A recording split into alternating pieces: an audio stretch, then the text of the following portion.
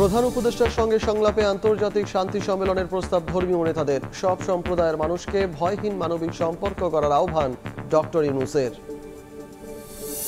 পচা তরকারি কিনাই না, তারপর ৮০টা ৯০টা ৬০টা নিচে পাওয়া যায় না। ৮০০-১০০০ টাকা ইনকাম, তারা এই ঢাকা শহরে থাকা এবং খাওয়া খুবই কষ্টকর। নিত্যপণ্যের বাজারে দামের কাছে অসহায় সাধারণ মানুষ। মূল্যস্ফীতির লাগাম টানা যায়নি নভেম্বরেও।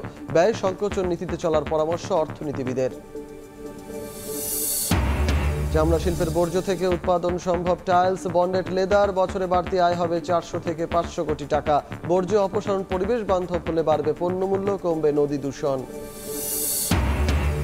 রাজবাড়ীতে মিলছে না ড্রাইভিং লাইসেন্স। কর্মকর্তারা অবর্তমানে অফিস চালান কর্মচারী। খাতা পরীক্ষা করেন দালালরা। মুন্সিগঞ্জেও বিআরটিএ অফিসে দালালের দৌরাত্ম্য। এবং রাজনৈতিক সংকটে ফ্রান্স, চাপে প্রেসিডেন্ট ম্যাক্রো। পদত্যাগ করবেন না, সাফ জানালেন জাতির উদ্দেশ্যে ভাষণে। কয়েকদিনের মধ্যেই নতুন প্রধানমন্ত্রীর নাম ঘোষণা।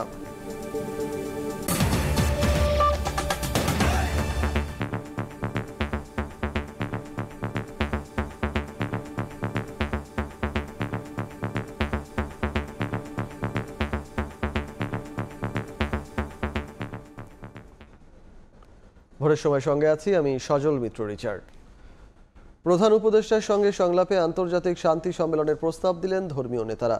সম্প্রীতি বিনষ্টকারীদের আইনের আওতায় আনার আহ্বান জানিয়ে তারা বলেন, বাংলাদেশের সব সম্প্রদায়ের মানুষ ভালো আছে, নিজেদের মধ্যে কোনো বিভেদ নেই। ভারতের গণমাধ্যম উদ্দেশ্য প্রণোদিতভাবে অপপ্রচার চালাচ্ছে বলেও জানান তারা। এদিকে উপদেষ্টা মাহফুজ আলম জানান, ভারতীয় প্রোপাগান্ডার বিরুদ্ধে বেশ কিছু পদক্ষেপ নেওয়া হয়েছে। অল্প দিনের মধ্যেই ফলাফল দেখতে পাবে জাতি। দেশের মধ্যে কত রকমের কাণ্ড। ভারতীয় গণমাধ্যমে যখন বাংলাদেশের বিরুদ্ধে সাম্প্রদায়িক সহিংসতার মিথ্যা প্রোপাগান্ডা ছড়ানো হচ্ছে, তখন ফরেন সার্ভিস একাডেমিতে যেন এক সম্প্রীতির মিলন মেলা। বৃহস্পতিবার বিকেলে হিন্দু, মুসলিম, বৌদ্ধ, খ্রিস্টান সহ সব ধর্মের প্রতিনিধির মেলবন্ধন জানান দেয় অসাম্প্রদায়িক বাংলাদেশের, যার নেতৃত্ব দেন প্রধান উপদেষ্টা ডক্টর মোহাম্মদ ইউনূস। আমরা একই পরিবারের সদস্য। ভারতীয় গণমাধ্যমের লাগাতার অপপ্রচার আর দেশের মধ্যে সাম্প্রদায়িক উস্কানি সম্পর্কে করণীয় ঠিক করতে বাংলাদেশের সব ধর্মের প্রতিনিধিদের সঙ্গে সংলাপ আহ্বান করেন প্রধান উপদেষ্টা। বৃহস্পতিবার তার আহ্বানে সাড়া দিয়ে সংলাপে অংশ নেন আস-সুন্নাহ ফাউন্ডেশন, হেফাজতে ইসলাম, বুদ্ধিস্ট ফেডারেশন ও সনাতন সম্প্রদায়ের প্রতিনিধিরা। ২ ঘন্টারও বেশি সময় ধরে চলে সংলাপ। ডক্টর মোহাম্মদ ইউনূস সবার কথা শুনেন। বিভিন্ন ধর্মের প্রতিনিধিরা অস্থিরতা নিরসনে নিজেদের মন্তব্য তুলে ধরেন। আমাদের সবার সমান অধিকার। পরে সাংবাদিকদের মুখোমুখি হন ধর্মীয় প্রতিনিধিরা। তারা বলেন, বাংলাদেশের সব ধর্মের মানুষ মিলেমিশে শান্তিতে বসবাস করছে, নিজেদের মধ্যে কোনো ভেদাভেদ নেই। আমরা ঐক্যবদ্ধ আছি, ঐক্যবদ্ধ আমরা থাকবো। আমাদের হিন্দু, মুসলিম, খ্রিস্টান, বৌদ্ধ সবাই ভাই ভাই হয়ে আমরা এই মাটিতে আমাদের প্রিয় দেশকে এগিয়ে নিয়ে যেতে চাই। তার মধ্যে কোনো বিভেদ নেই। যারা করছে তাদেরই লোক ওখানে বসে এই প্রোপাগান্ডাটা ছড়াচ্ছে। অন্তর্বর্তীকালীন সরকার যাতে রাষ্ট্র পরিচালনা করতে ব্যর্থ হয় সেই ব্যবস্থা করতে চাচ্ছে। এই পরাজিত শক্তির বিরুদ্ধে আমরা সবাই ঐক্যবদ্ধ থাকব, দলমত নির্বিশেষে। কারো উস্কানিতে প্ররোচিত না হওয়ার আহ্বান জানিয়ে ধর্মীয় প্রতিনিধিরা বলেন, ভারতীয় গণমাধ্যম সাম্প্রদায়িক সম্প্রীতি বিনষ্টের চেষ্টা করছে। দেশীয় উস্কানিদাতাদের দ্রুত আইনের আওতায় আনার পরামর্শ দেন তারা। শান্তি সম্মেলন করে আন্তর্জাতিকভাবে, আন্তর্জাতিক এখানে যে সংস্থাগুলো আছে এবং বিভিন্ন মিশন যেগুলো আছে, তারা সহ প্রতিবেশী দেশ সহ বিশ্বের মধ্যে জানুক যে বাংলাদেশ একটি সম্প্রতির দেশ। ছোটখাটো মিডিয়াতে অনেক উস্কানিমূলক কথা বলা হচ্ছে, কিন্তু আমরা বাংলাদেশের মানুষ, আমরা যে আসলে সম্প্রীতির মানুষ, যে আমরা অনেক ধৈর্যের পরিচয় দিয়েছি। আমরা বাংলাদেশে ভালো আছি, আমাদের কোনো সমস্যা নাই। আমরা বলেছি যেখানে যেখানে সমস্যা ছিল আমরা সেটা উল্লেখ করেছি ওনাকে। যে মিডিয়ায় অপপ্রচার চালাচ্ছে তাদের আমরা প্রতিরোধ করব। পরে উপদেষ্টা মাহফুজ আলম জানান, ভারতীয় অপপ্রচারের জবাব সম্প্রীতি দিয়ে দেবে বাংলাদেশ। ইতিমধ্যে বেশ কিছু পদক্ষেপ নিয়েছে সরকার। অল্প দিনের মধ্যেই তা দৃশ্যমান হওয়ার প্রত্যাশা তার। শেখ হাসিনার নেতৃত্বে যে fascist government, Awami League government যে গণহত্যা চালিয়েছে, এটার স্বীকৃতি আগে ভারতকে দিতে হবে। ভারতের সাথে সম্পর্কের ক্ষেত্রে অবশ্যই তাদের যে মিডিয়ার যে ভূমিকা, এটা আমরা বারবার যখনই আমাদের কথা বলার সুযোগ হয়েছে আমরা তাদেরকে তুলেছি। এটা আসলে দুই দেশের বন্ধুত্বপূর্ণ সম্পর্কের জন্য হুমকি স্বরূপ। শান্তিপূর্ণ বাংলাদেশ গড়তে সংলাপ চলমান থাকবে বলেও জানানো হয় বৃহস্পতিবারের আয়োজন থেকে। অবশ্যই আছে। নাজমুস সালেহী, সময় সংবাদ, ঢাকা। বাংলাদেশ নতুনভাবে জন্ম লাভ করছে মন্তব্য করে প্রধান উপদেষ্টা সব সম্প্রদায়ের মানুষকে ভয়হীন মানবিক সম্পর্ক গড়তে আহ্বান জানিয়েছেন। বৃহস্পতিবার বিকেলে রাজধানী ফরেন সার্ভিস একাডেমিতে ধর্মীয় নেতাদের সঙ্গে বৈঠকে তিনি এ আহ্বান জানান। বিতাড়িত রাজনৈতিক দলের অনেক নেতা দেশে বিদেশে বসে উস্কানি দিচ্ছে, এতে সাড়া না দিয়ে মোকাবেলা করাই প্রধান কাজ বলেও উল্লেখ করেন তিনি। উস্কানিতে সাড়া না দেওয়া, এইটার থেকে আমরা কিভাবে বাঁচবো, এইটাই আমাদের। আমরা সব দিকে ঠিক আছে, কিন্তু এই বাইরের থেকে আসতেছে, একটা ক্ষোভ সৃষ্টি করছে, একটা হচ্ছে উস্কানি সৃষ্টি করছে। উস্কানিটা এমন নিখুঁতভাবে করে বোঝা যায় না যে এটা উস্কানি। বহির্বিশ্বে আবার কেউ আছে যারা আমাদেরকে বিভিন্নভাবে উস্কানির সূত্রপাত করে। তাদের দেশের যারা সংখ্যালঘু তাদের উপরে যে হয়রানি, সেটা আমাদের মনে ক্ষোভ সৃষ্টি করে, আমাদের উস্কানির সৃষ্টি করে। এই দুটোর থেকে আমরা কিভাবে ঘটনাকে স্বীকৃতি দেব কিন্তু তার উস্কানির শিকার হবে না, এটা আমরা কিভাবে করতে পারি। আমরা নাগরিক, আমরা নির্ভয়ে নাগরিক, ভয়ের সঙ্গে নাগরিক না, একটা মানবিক সম্পর্ক যেটা ভয় মুক্ত। ঐক্য করতে গিয়ে বাকশাল করলে তা কোনো কাজে আসবে না, এমন মন্তব্য করেছেন বিএনপির স্থায়ী কমিটির সদস্য আব্দুল মঈন খান। দলটির নেতারা অভিযোগ করেন, স্বৈরাচারী শেখ হাসিনা ভারতে থাকায় উগ্রবাদীরা উৎসাহিত হচ্ছে। স্বাধীনতার সার্বভৌমত্ব রক্ষায় জাতীয় ঐক্য গড়ে তুলতে একদিন আগে রাজনৈতিক দলগুলোর সাথে বৈঠক করেন অন্তর্বর্তীকালীন সরকারের প্রধান উপদেষ্টা ডক্টর মোহাম্মদ ইউনূস। বিশেষ প্রস্তাবনা হলো সেই বৈঠকে থাকা বিএনপির অন্যতম শীর্ষ নেতা ডক্টর আব্দুল মঈন খান বৃহস্পতিবার তার মতামত তুলে ধরেন এক অনুষ্ঠানে। তিনি বলেন, ঐক্যের কোনো বিকল্প নেই, তবে এতে যেন বাকশাল ফিরে না আসে। ঐক্য অবশ্য প্রয়োজনীয়, জাতি ধর্ম বর্ণ নির্বিশেষে ঐক্য প্রয়োজন, এতে কারো কোনো দ্বিমত থাকতে পারে না। কিন্তু আমি এই প্রসঙ্গে আপনাদের আরও একটু সতর্ক করে দিতে চাই। ইংরেজিতে একটি কথা আছে, ইউনিটি ইন ডাইভার্সিটি। আমি ঐক্য করতে গিয়ে যদি আবার নতুন করে বাকশাল করে ফেলি তাহলে কিন্তু সেই ঐক্যে কাজ হবে না। আমার স্ত্রী আমাকে দিয়েছে একটি শাড়ি, ইন্ডিয়ান শাড়ি আছে, এইটা আজকে আপনাদের সামনে শুনে ফেললাম, উস্কানি দিতে পারে, এইটা গোটা জাতি ধরে ফেলেছে। আমাদের ঐক্য ইস্পাত কঠিন ঐক্য, এই ঐক্য কেউ ভাঙতে পারবে না। তাদের দেশের স্বাধীনতা পতাকাকে আমরা সম্মান করব, ওরা যদিও আমাদের পতাকাকে অসম্মান করেছে। এছাড়া আলাদা অনুষ্ঠানে বিএনপি চেয়ারপারসনের উপদেষ্টা জয়নুল আবদিন ফারুক বলেন, শেখ হাসিনা ভারতে থাকায় উৎসাহিত হচ্ছে উগ্রবাদীরা।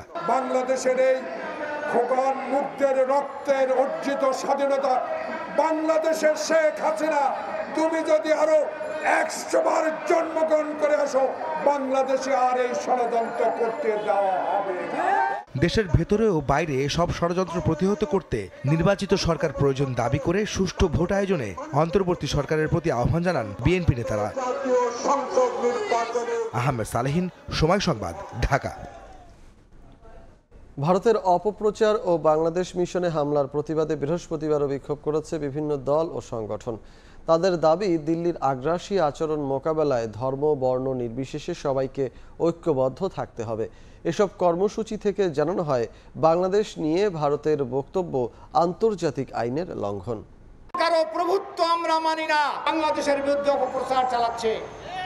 আমি ভারতীয় সেই সকল মিডিয়াকে বলে দিচ্ছি, এই বাংলাদেশের সকল মানুষ আপনাদের বিরুদ্ধে প্রতিবাদ করবে। একই সময় জাতীয় প্রেস ক্লাব মিলনায়তনে ভারতের কড়া সমালোচনা করেন ইসলামী আন্দোলন বাংলাদেশের সিনিয়র নায়েবে আমির। তিনি বলেন, বাংলাদেশ বিরোধী বক্তব্য দিয়ে ভারত শত্রুর মতো আচরণ করছে। ভারতের বক্তব্য এটা আন্তর্জাতিক আইনের লঙ্ঘন। আমরা সবাই ঐক্য, জাতীয় ঐক্য। আমাদের দেশের বিরুদ্ধে কেউ যদি ষড়যন্ত্র করে, এই দেশকে ধ্বংস করার চক্রান্ত করে, তাহলে আমরা সেখানে কেউ বিচ্ছিন্ন থাকবো না।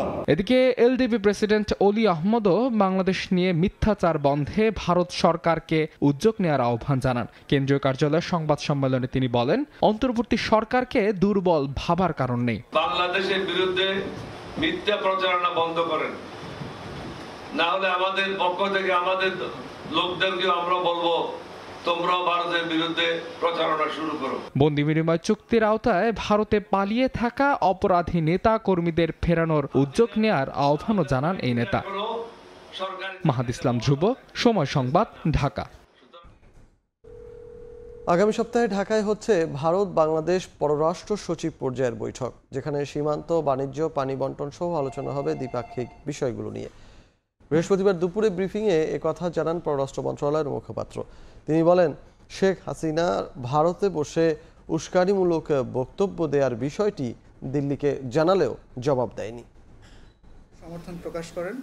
এছাড়াও তিনি পররাষ্ট্র মন্ত্রণালয়ের সাপ্তাহিক ব্রিফিং। মন্ত্রণালয়ে আয়োজিত সংবাদ সম্মেলনে প্রথমবারের মতো মুখপাত্র হিসেবে যুক্ত হলেন পাবলিক ডিপ্লোম্যাসি বিভাগের মহাপরিচালক রফিকুল আলম। থেকে অন্তর্বর্তী সরকারের প্রতি নির্ধারিত বক্তব্যে মুখপাত্র জানান, আগামী সপ্তাহে ইউরোপের অনাবাসী রাষ্ট্রদূত সহ একটি প্রতিনিধি দল ঢাকায় প্রধান উপদেষ্টার সঙ্গে বৈঠক করবেন। আলোচনা হবে রোহিঙ্গা, জলবায়ু, ইউরোপীয় ইউনিয়নের সঙ্গে সম্পর্ক, GSP+ বিষয়ে। এদিকে বিভিন্ন সূত্রে জানা যায়, ভারত থেকে ভার্চুয়ালি যুক্ত হয়ে যুক্তরাজ্যে একটি জনসভায় ভাষণ দেবে পতিত স্বৈরাচার শেখ হাসিনা। এ নিয়ে প্রশ্ন করা হলে পররাষ্ট্র মন্ত্রণালয়ের মুখপাত্র ইঙ্গিত দেন, আশ্রয়দাতারাই এতে সহায়তা করছে। মিডিয়াতে যা দেখেছি যে এরকম একটা পলিটিক্যাল মিটিং আছে, সেই পলিটিক্যাল মিটিংয়ে উনি বক্তৃতা দিবেন। কিভাবে এটা ফ্যাসিলিটেটেড হচ্ছে এটা আসলে আমার বক্তব্য দেওয়ার বিষয় না। এটা উনি ভারতে আছেন, ভারত সরকার কিভাবে এটা হ্যান্ডেল করছে এটা তারাই ভালো বলতে পারবে।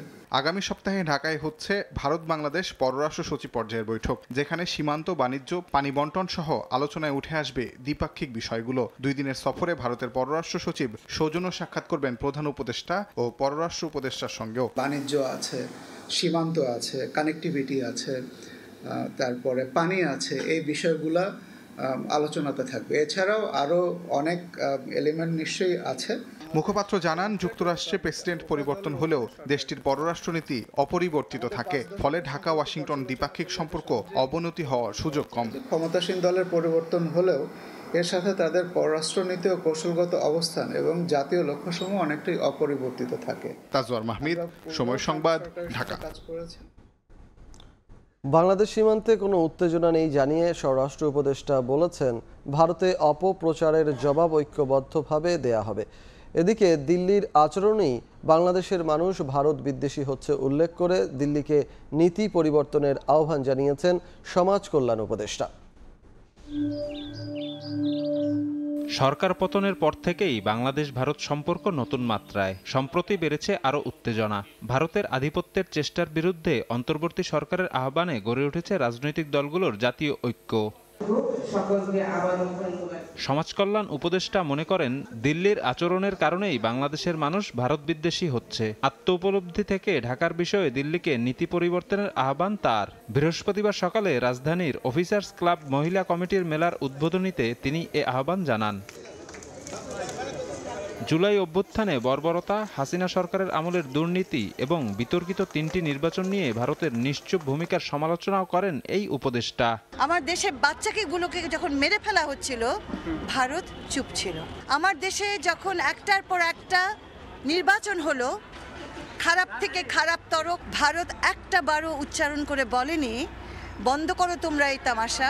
এদিকে বৃহস্পতিবার সকালে নারায়ণগঞ্জের পূর্বাচলে আন্তর্জাতিক স্বেচ্ছাসেবক দিবসের উদ্বোধনী অনুষ্ঠানে যোগ দেন স্বরাষ্ট্র উপদেষ্টা। এ সময় বাংলাদেশ নিয়ে মমতা বন্দ্যোপাধ্যায়ের মন্তব্যের জবাবে তিনি বলেন, ঢাকা নয় বরং ভারতেই শান্তিরক্ষী বাহিনী পাঠানো উচিত। কোনো ধরনের আমরা হুমকির মুখে নেই। আমরা সব একসাথে হয়ে এটার এই যে ওদের যে মিডিয়ার প্রচারণা আমরা প্রতিবাদ করব। এটা ভুলে উনি বলে বলছে বাংলাদেশে দরকার, ওনার দেশে শান্তিরক্ষী বাহিনী এখন প্রয়োজন। ওনার দেশে দেখেন না সংখ্যালঘুরা কিভাবে অত্যাচারিত হচ্ছে। দেশে জাতীয় ঐক্যের যে ডাক দেয়া হয়েছে তাতে ষড়যন্ত্র মোকাবেলা এবং দেশের শৃঙ্খলা রক্ষায় ইতিবাচক সাড়া ফেলবে বলেও মন্তব্য স্বরাষ্ট্র উপদেষ্টার। শফিক মুন্সি, সময় সংবাদ, ঢাকা। ঘৃণা বিদ্বেষ ছড়ায় শেখ হাসিনার এমন বক্তব্য প্রচার এবং প্রকাশের ওপর নিষেধাজ্ঞা দিয়েছেন আন্তর্জাতিক অপরাধ ট্রাইব্যুনাল। একই সঙ্গে 5 আগস্টের পর দেয়া বিদ্বেষমূলক সব বক্তব্য দ্রুত সরাতে বিটিআরসিকে নির্দেশ দেওয়া হয়েছে। প্রসিকিউশন বলছেন, এতে তদন্ত বিচার কাজ ব্যাহত হবে। 5 আগস্ট পদত্যাগ করে ভারতে পালিয়ে যাওয়ার পর কিছুদিন নিশ্চুপ ছিলেন সাবেক প্রধানমন্ত্রী শেখ হাসিনা। এরপর একের পর এক ফোনালাপ ফাঁস হতে থাকে তার। কিছু কথোপকথনে নিজের বিরুদ্ধে হওয়া মামলা ও মামলার বাদীদের হত্যার হুমকি দিতেও শোনা যায়। প্রকাশ হয় বিরোধী পক্ষের বাড়িঘরে আগুনের নির্দেশ দেওয়ার বক্তব্য।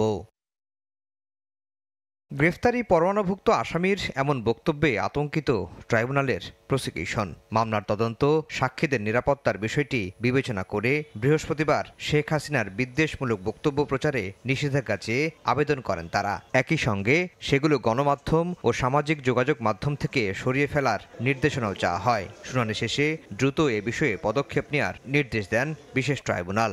এই ধরনের বক্তব্য যদি পাবলিকলি পাবলিশড হয়, ব্রডকাস্ট হয়, তাহলে আমরা ট্রায়ালের সময় সাক্ষীদেরকে আর ট্রাইব্যুনালে আনতে পারবো না, তারা ভীতিগ্রস্ত হবে। এই সকল হেট স্পিচ যেগুলো এখনও বিদ্যমান আছে সেগুলোকে রিমুভ করার জন্য এবং ভবিষ্যতে যেন এই ধরনের কোনো হেট স্পিচ আর পাবলিক বা ব্রডকাস্ট না হয় সেজন্য উনি আদেশ প্রদান করেছেন। প্রসিকিউশন বলছে, ঘৃণা ও বিদ্বেষ ছড়ানোর বক্তব্য প্রচারে নিষেধাজ্ঞা ও সরিয়ে ফেলার বিষয়ে ট্রাইব্যুনালের এই আদেশ পাঠানো হবে ফেসবুক, ইউটিউব, এক্স সহ বিভিন্ন আন্তর্জাতিক প্রতিষ্ঠানের কাছে। এগুলো ইন্টারন্যাশনাল হিউম্যান রাইটস স্ট্যান্ডার্ড অনুযায়ী এগুলো হেট স্পিচ, বিদ্বেষমূলক চর্চা এবং এটা ঘৃণা চর্চা। এগুলো আন্তর্জাতিক মানবাধিকার আইন, যে বিশেষ করে মত প্রকাশের স্বাধীনতার জন্য international covenant on civil and political রাইটসের যে আর্টিকেল 19 আছে, এটা কোনোভাবে শেখ হাসিনার বক্তব্যগুলোকে মত প্রকাশের স্বাধীনতার মধ্যে কাভার করে না। এগুলো মত প্রকাশের স্বাধীনতার পরিপন্থী। তবে শেখ হাসিনার অন্য বক্তব্য প্রচারে কোনো বাধা নেই বলেও জানিয়েছে প্রসিকিউশন। এর আগে গত 12 নভেম্বর শেখ হাসিনাকে গ্রেফতারে ইন্টারপোলের রেড নোটিশ জারির পদক্ষেপ নেওয়া হয়, যা এখনও প্রক্রিয়াধীন। আফজাল হোসেন, সময় সংবাদ, ঢাকা। সরকারি দেয়া হিসেবের চেয়ে বাস্তবে মূল্যস্ফীতি আরও বেশি। শ্বেতপত্র প্রণয়ন কমিটি এমন দাবি করার 3 দিন পর বাংলাদেশ পরিসংখ্যান ব্যুরো জানালো, নভেম্বরেও ধরা যায়নি পাগলা ঘোড়ার মতো ছুটে চলা মূল্যস্ফীতির লাগাম। ব্যয় বৃদ্ধির এই দৌড়ে তাই নিত্যপণ্যের বাজারে বাড়ছে সাধারণ মানুষের অসহায় আত্মসমর্পণের গল্প। ভালো তো দূরে থাক, পচা গলা পণ্য কিনতেও হিমশিম খাচ্ছেন তারা। এই অবস্থায় উচ্চ প্রবৃদ্ধির স্বপ্নে বিভোর না হয়ে আগামী অর্থ বছরেও ব্যয় সংকোচন নীতিতে চলার পরামর্শ দিচ্ছেন অর্থনীতিবিদরা। জিন্নাত আরা জশোয়ার রিপোর্ট। পচা তরকারি কিনাই না, তারপরও 80টা 90টা 60টা নিচে পাওয়া যায় না। বালা খাবার গেলে 100-120 টাকা লাগে। কিনতে কষ্ট হয়। মহাখালীর রেল লাইনের পাশের এই বাজারগুলো যেন চড়া মূল্যস্ফীতির বড় সাক্ষী। জীবনযাপনের ব্যয় বৃদ্ধির সঙ্গে না পেরে পচা গলা সবজি নিয়েও বিক্রির অপেক্ষায় রয়েছেন বিক্রেতারা। আর যারা ক্রেতা হয়ে আসছেন এসব কিনতে, তারাও জানাচ্ছেন নিত্যদিনের ব্যয় বৃদ্ধির কাছে অসহায় আত্মসমর্পণের গল্প। এখন চলবো কেমন? আগে যে পেঁয়াজ 50 টাকা 60 টাকা পেঁয়াজ কিনতাম, 120 টাকা করে পেঁয়াজ। 800-1000 টাকা ইনকাম, তারা এই ঢাকা শহরে থাকা এবং খাওয়া খুবই কষ্টকর। চাউলের দাম নাই, কর্ম কি করে খাম, কি করে চলম।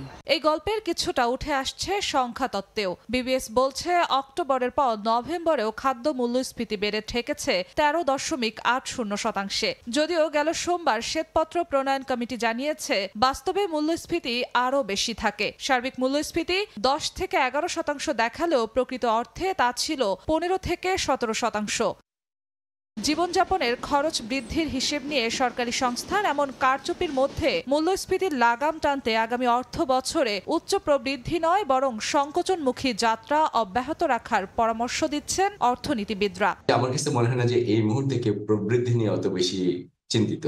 যেটা হচ্ছে আমাদের স্ট্যাবিলাইজেশনের দিকে যেতে হবে। আমাদের যেমন চাহিদা সংকোচন নীতি চলছে মূল্যস্ফীতিকে লাগাম টেনে ধরার জন্য, এটার সঙ্গে আমাদের সরবরাহ বাড়াতে হবে, সেটার বিকল্প নাই। মূল্যস্ফীতির চাপ সামাল দেওয়ার জন্য পণ্যের সরবরাহ বাড়াতে আমদানি বৃদ্ধি ছাড়া সহজ বিকল্পও নেই তাদের পরামর্শে। মূল্যস্ফীতি কমাতে হলে আমাদেরকে কিন্তু আমদানি করে সরবরাহ বাড়ানোর খুব একটা বিকল্প আমি এই মুহূর্তে দেখছি না। শুধু কি খাদ্যপণ্য কিনতে, পরিবহন, শিক্ষা, চিকিৎসা, বিনোদনের মতো খাদ্য বহির্ভূত খাতেও সাধারণ মানুষকে সামাল দিতে হচ্ছে ঊর্ধ্বমুখী মূল্যস্ফীতির চাপ।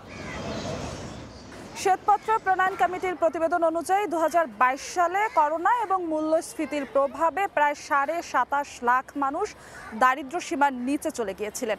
এখনো যারা কোনো মতে টেনে টুনে দারিদ্র্যসীমা পার করে বসবাস করছেন কিংবা মধ্যবিত্তরা, তারা লড়াই করছেন উচ্চ মূল্যস্ফীতির সঙ্গে। বিশেষজ্ঞরা বলছেন, মূল্যস্ফীতি কমে যাওয়ার সুখবর আসবে না রাতারাতি, তবে জনগণকে স্বস্তি দিতে পদক্ষেপ নিতে হবে অতি দ্রুত। জিনাতারা জশোয়া, সময় সংবাদ, ঢাকা। ছাত্র জনতা আন্দোলনে শহীদ পরিবারের কাছে ক্ষমা চাইলেন নতুন আইজিপি বাহারুল আলম। মনিরুল হারুন সহ পলাতক কর্মকর্তাদের শিগগিরই তাদের আইনের আওতায় আনা হবে বলে জানান তিনি। বৃহস্পতিবার সকালে সদর দপ্তরের সংবাদ সম্মেলনে তিনি বলেন, সংস্কারের মাধ্যমে পুলিশ হবে জনবাধ্য। শেখ হাসিনা সরকারের পতনের পর নানা সংকট, সীমাবদ্ধতা আর বিপর্যয় কাটিয়ে নতুন রূপে ফেরার চেষ্টায় পুলিশ। একদিকে আইন শৃঙ্খলা পরিস্থিতি স্বাভাবিক করে দ্রুত বাহিনীর গতি ফেরানো, অন্যদিকে জন আস্থা অর্জন। এই দুই চ্যালেঞ্জ সামনে রেখে চলছে প্রাতিষ্ঠানিক সংস্কার। বিভাগ অনুযায়ী আমরা আলাদা। নতুন দায়িত্ব নিয়ে বৃহস্পতিবার প্রথম সংবাদ সম্মেলন করেন পুলিশ মহাপরিদর্শক বাহারুল আলম। শুরুতেই ছাত্র জনতার আন্দোলনে শহীদ হওয়া প্রত্যেকের পরিবারের কাছে দুঃখ প্রকাশ করে ক্ষমা চান তিনি। দেশের আইন শৃঙ্খলা পরিস্থিতি নিয়ন্ত্রণ করা প্রধান দায়িত্ব উল্লেখ করে নতুন আইজিপি জানান, 5 আগস্টের পর পুলিশ অত্যন্ত চ্যালেঞ্জের সম্মুখীন। বৈষম্য বিরোধী আন্দোলনে পুলিশের কতিপয় সদস্য আইন ভঙ্গ করেছেন জানিয়ে তিনি বলেন, সংস্কারের মাধ্যমে জনবান্ধব হবে তার বাহিনী।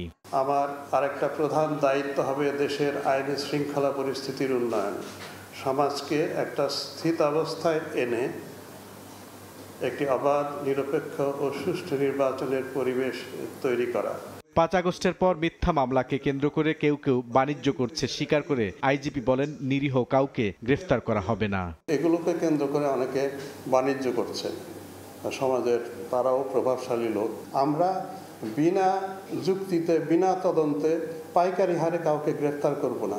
নাম থাকলেই গ্রেফতার করে ফেলতে হবে, এটা কিন্তু আইনেও নাই।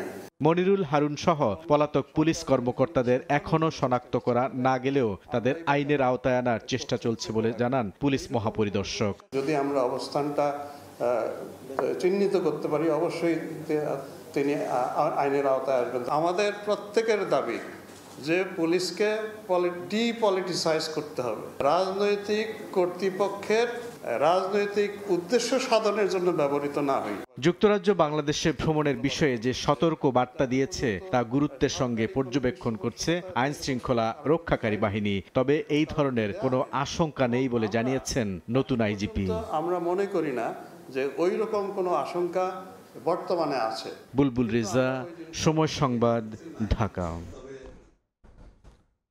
গণমাধ্যমকে মন মতো সংবাদ করতে বাধ্য করত বিগত আওয়ামী লীগ সরকার, একথা জানান প্রধান উপদেষ্টার প্রেস সচিব শফিকুল আলম। বৃহস্পতিবার দুপুরে টিআইবির অনুসন্ধানী সাংবাদিকতার পুরস্কার প্রদান অনুষ্ঠানে একথা বলেন তিনি। শফিকুল আলম জানান, গণমাধ্যমের স্বাধীনতা অন্তর্বর্তী সরকারের অন্যতম লক্ষ্য। নতুন বাংলাদেশের গণমাধ্যম শীর্ষক আলোচনায় ভারতীয় গণমাধ্যমের মিথ্যাচার মোকাবেলায় দেশীয় গণমাধ্যমকে এগিয়ে আসার আহ্বান জানান বক্তারা।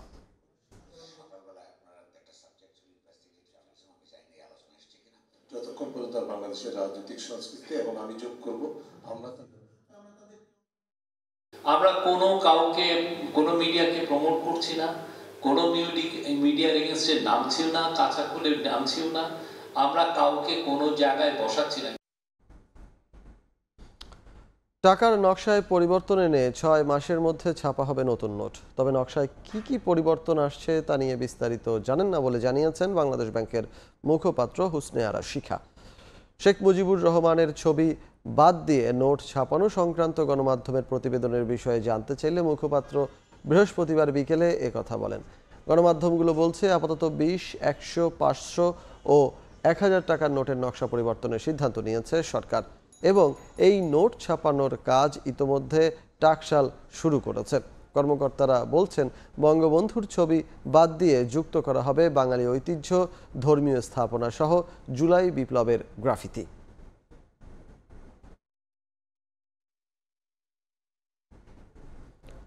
বিদ্যুৎ জ্বালানি খাতের দায় মুক্তি আইন বাতিলের অধ্যাদেশ জারি হলেও এর 2টি ধারার প্রভাব নিয়ে শঙ্কা প্রকাশ করেছেন বিশেষজ্ঞরা।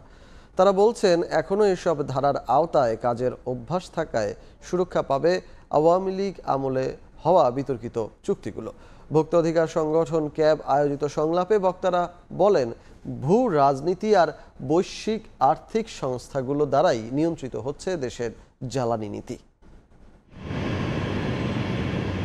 দায়মুক্তি আইনকে ঢাল করে প্রশ্নবিদ্ধ প্রকল্প, লুণ্ঠনমূলক ব্যয়, বিশেষ গোষ্ঠীর একচ্ছত্র নিয়ন্ত্রণ, বিপরীতে গ্রাহকের উপর জ্বালানি পণ্যের বাড়তি দামের বোঝা চাপানো। ক্ষমতাচ্যুত আওয়ামী লীগ আমলে এমন নানামুখী অভিযোগ ওঠে বিদ্যুৎ জ্বালানি খাত ঘিরে। নতুন বাস্তবতায় কেমন হওয়া উচিত কৌশলগত এই খাত, কিংবা পরিবর্তন হচ্ছে কতটা, সে আলোচনাও কিন্তু ভোক্তা অধিকার সংগঠন ক্যাবের আয়োজনে গণমাধ্যমের সঙ্গে জ্বালানি খাত সংস্কার বিষয়ক সংলাপে উঠে আসে এমন নানা প্রসঙ্গ। সংলাপে নিজেদের পর্যবেক্ষণ তুলে ধরেন জ্বালানি খাত নিয়ে কাজ করা গণমাধ্যম কর্মীরাও। প্ল্যানিং হইতে না হলে সরকার আরো বাজে অবস্থাতে। অনিয়মে জর্জরিত জ্বালানি খাত সংস্কারে কোনো কমিশন গঠন না করায় ক্ষোভ প্রকাশ করেন বিশিষ্টজনরা। তাদের দাবি, দায়মুক্তি আইনকে হাতিয়ার বানিয়ে এই খাত থেকে পাচার করা হয়েছে বিপুল পরিমাণ অর্থ। তাদের যে দুর্নীতি, তাদের যে মানুষকে আক্রান্ত করার যে প্রবণতা, তার একটা বড় কারণ ছিল এই জ্বালানি খাতের মাধ্যমে বিপুল পরিমাণ অর্থ দেশের বাইরে পাচার করা। সেই প্রেক্ষিতে এই খাতের সংস্কার ভীষণ জরুরি। তবে পট পরিবর্তন হলেও বিদ্যুৎ জ্বালানি খাতে এখনও আগের ধারাবাহিকতা চলমান বলে মনে করেন ক্যাবের উপদেষ্টা। তার অভিযোগ, ভূ রাজনীতি আর বৈশ্বিক আর্থিক সংস্থাগুলো দ্বারা নিয়ন্ত্রিত হচ্ছে জ্বালানি নীতি। জ্বালানি খাত নিয়ন্ত্রণ যে শুধু দেশের মধ্য থেকেই হয় তা নয়, সরকার বুদ্ধি বিবেচনাটা তার ভেতর থেকে আসছে না, দেশের মানুষের স্বার্থ সংরক্ষণের বিবেচনা থেকেও আসছে না। যে বিষয় বিচার বিবেচনা আগের সরকারকে গাইড করেছিল, সেই বিচার বিবেচনায় এই সরকারকে গাইড করছে, এইটাই আমাদের আতঙ্ক। পাশাপাশি এটাও দেখতে পাই যে গত 15 বছরে জ্বালানি এবং বিদ্যুৎ সেক্টরে যে সমস্ত অফিসাররা কাজকর্ম করেছে, ঘুরে ফিরে তাদেরকেই ফিরিয়ে আনা হয়েছে। বিশেষ আইন বাতিল সংক্রান্ত অধ্যাদেশ জারি হলেও এর দুটি ধারা সুরক্ষা দেবে আগের বিতর্কিত চুক্তিগুলোকে, এমন মত উঠে আসে সংলাপে। নতুন সরকার এসছে, তার সঙ্গে আমরা টেবিলে পাশাপাশি বসে কাজ করতে চাই, মুখোমুখি হতে চাই না। কিন্তু অলরেডি দুটো ব্যাপারে আমরা মুখোমুখি হয়ে গেছি। আমরা উদ্বিগ্ন যে আমরা আগের জায়গায় সরকারকে দেখতে চাই না। জ্বালানি খাতে লুণ্ঠনমূলক ব্যয়ের পরিমাণ নির্ধারণ, আদানি সহ বিতর্কিত সব চুক্তি বাতিল, যৌক্তিক মূল্যহার, জ্বালানি অপরাধীদের বিচার নিশ্চিত ও বিভিন্ন সংস্থার বিরুদ্ধে ওঠা অভিযোগ বিইআরসির ট্রাইব্যুনালে নিষ্পত্তির দাবি জানায় ক্যাব। আমাদের জন্য ফারুক ভিয়া, রবিন, সময় সংবাদ, ঢাকা। চামড়া শিল্পের বর্জ্য থেকে উৎপাদন সম্ভব, টাইলস থেকে শুরু করে বন্ডেড লেদার। বছরে যা থেকে আয় করা সম্ভব 400 থেকে 500 কোটি টাকা। পাশাপাশি ট্যানারির বর্জ্য অপসারণ প্রকৃতি বান্ধব হলে বাড়বে পণ্যমূল্য। অর্থনীতিবিদরা বলছেন এর মাধ্যমে শুধু নদী দূষণই কমবে এমনটাই নয়, ঘুরে দাঁড়াবে চামড়া শিল্প। ধ্রুব ব্যানার্জির 3 পর্বের ধারাবাহিক প্রতিবেদনের তৃতীয় ও শেষ পর্ব আজ। ক্যামেরায় ছিলেন মোহাম্মদ নিজাম ও শেখ নাহিদ।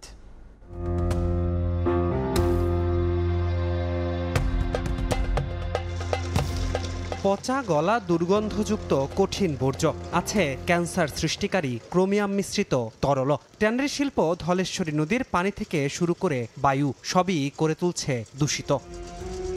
অনেকেরই ধারণা পরিবেশগত দিক ছাড় দিলেও এগিয়ে যাচ্ছে চামড়া শিল্প। বাস্তবতা এমনটা নয়। উন্নত দেশগুলোতে চামড়া ও চামড়াজাত পণ্য রফতানিতে প্রয়োজন হয় লেদার ওয়ার্কিং গ্রুপ সনদ। এ সনদ পেতে মোট 1710 নম্বরের মূল্যায়নে 300 নম্বরই থাকে বর্জ্য ব্যবস্থাপনা সংক্রান্ত। দেশে 2 শতাধিক কারখানার মধ্যে এ সনদ রয়েছে মাত্র 7টি, যার মাঝে সাভারের বিসিক শিল্পনগরীতে রয়েছে মাত্র 1টি।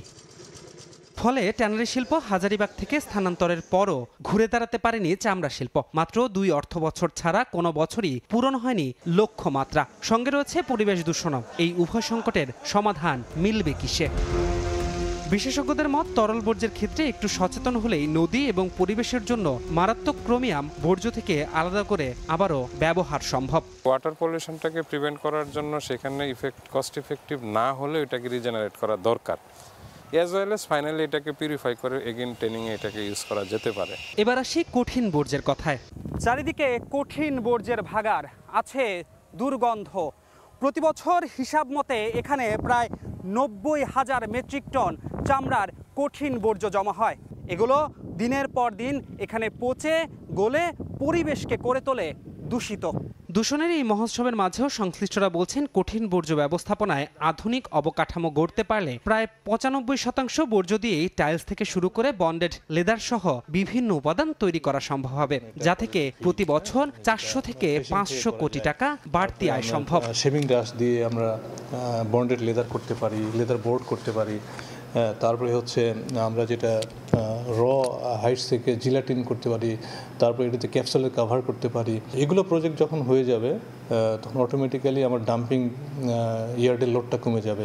অর্থনীতিবিদদের মত, পরিবেশ বান্ধব আধুনিক বর্জ্য ব্যবস্থাপনায় শুধু নদী দূষণই কমবে এমনটাই নয়। LWG সনদ পেলে বহির্বিশ্বে বাড়বে দেশের চামড়ার কদরও। প্রায় শতভাগ আসলে মূল্য সংযোজনের সুযোগ রয়েছে। উচ্চ মূল্যের পণ্য আমরা রপ্তানি করতে পারি যদি আমরা এই দেশের ভিতরে যে এনভায়রনমেন্টাল কমপ্লায়েন্স সেটাকে ঠিক রাখতে পারি। শিল্পনগর তৈরি করলাম চামড়ার জন্য, পরিবেশগত যে কমপ্লায়েন্সের ইস্যুগুলো কি সেটা যদি অ্যাড্রেসই করতে না পারি তাহলে লাভটা কি? এবছর চামড়া শিল্পনগরের 6টি প্রতিষ্ঠানকে নিজস্বভাবে ইটিপি তৈরির অনুমতি দেওয়া হয়েছে। পরিবেশের স্বার্থে ব্যাপারটিকে ইতিবাচক হিসেবে দেখছেন পরিবেশবিদরা। ধ্রুব ব্যানার্জি, সময় সংবাদ, ঢাকা। আওয়ামী লীগের বড় একটি অংশ বিশাল অঙ্কের টাকা নিয়ে ভারতে চলে গেছে এবং ভারতের কিছু গণমাধ্যম টাকার বিনিময়ে গণমাধ্যমের ভূমিকায় কাজ করছে বলে মন্তব্য করেছেন বাংলাদেশ হিন্দু বৌদ্ধ খ্রিস্টান কল্যাণ ফ্রন্টের চেয়ারম্যান বিজন কান্তি সরকার। বৃহস্পতিবার জাতীয় প্রেস ক্লাবে সংগঠনের পক্ষ থেকে আয়োজিত সংবাদ সম্মেলনে কথা বলেন তিনি। আওয়ামী লীগের পতন মেনে নিতে পারেনি বলেই ভারত বিভ্রান্তি ছড়াচ্ছে বলেও মন্তব্য করেন তিনি। ভারতীয় গণমাধ্যমের তৎপরতাটা হচ্ছে আমি ধারণা করি বা আমরা ধারণা করি দে আর পেইড অ্যাকচুয়ালি। এই যে আওয়ামী লীগ যে চলে গেছে লক্ষ লক্ষ কোটি কোটি টাকা নিয়ে, এদের একটা বড় অংশ ভারতে আশ্রয় নিচ্ছে। যে নেত্রী বলতেন যে হিন্দুদের এক পা হচ্ছে বাংলাদেশে, আরেক পা হচ্ছে ভারতে, এবার 2 পা নিয়ে উনি ভারতে আশ্রয় নিচ্ছেন। ভারতের এখন বেশি করে বলছি কারণ তারা সবগুলি দল এবং বিভিন্ন মিডিয়া মিলে বাংলাদেশের বিরুদ্ধে এই চক্রান্তটা করছে। তাদের খুব ভালো লাগে না আওয়ামী লীগের পতনটা, আমরা যেটা মনে করতেছি। সেই জন্য এই কাজটা করছে, কিন্তু আলটিমেটলি ক্ষতি হচ্ছে এই দেশের সংখ্যালঘু সম্প্রদায়ের। টাঙ্গাইলের ঘাটাইলে শহীদ সালাউদ্দিন সেনানিবাসের সেনা সদস্যদের জন্য নবনির্মিত ভবন সেনা নীর উদ্বোধন করেছেন সেনাবাহিনীর প্রধান জেনারেল ওয়াকারুজ্জামান। বৃহস্পতিবার বিকেলে ফলক উন্মোচন ও বেলুন উড়িয়ে তিনি এ ভবনের উদ্বোধন করেন। পরে সেনা প্রধান ভবনের বিভিন্ন ফ্লোর ঘুরে দেখেন এবং সেনা সদস্য ও তাদের পরিবারের সঙ্গে মতবিনিময় করেন। এর আগে সেনাপ্রধান নবনির্মিত ভবনের সামনে বৃক্ষরোপণ করেন।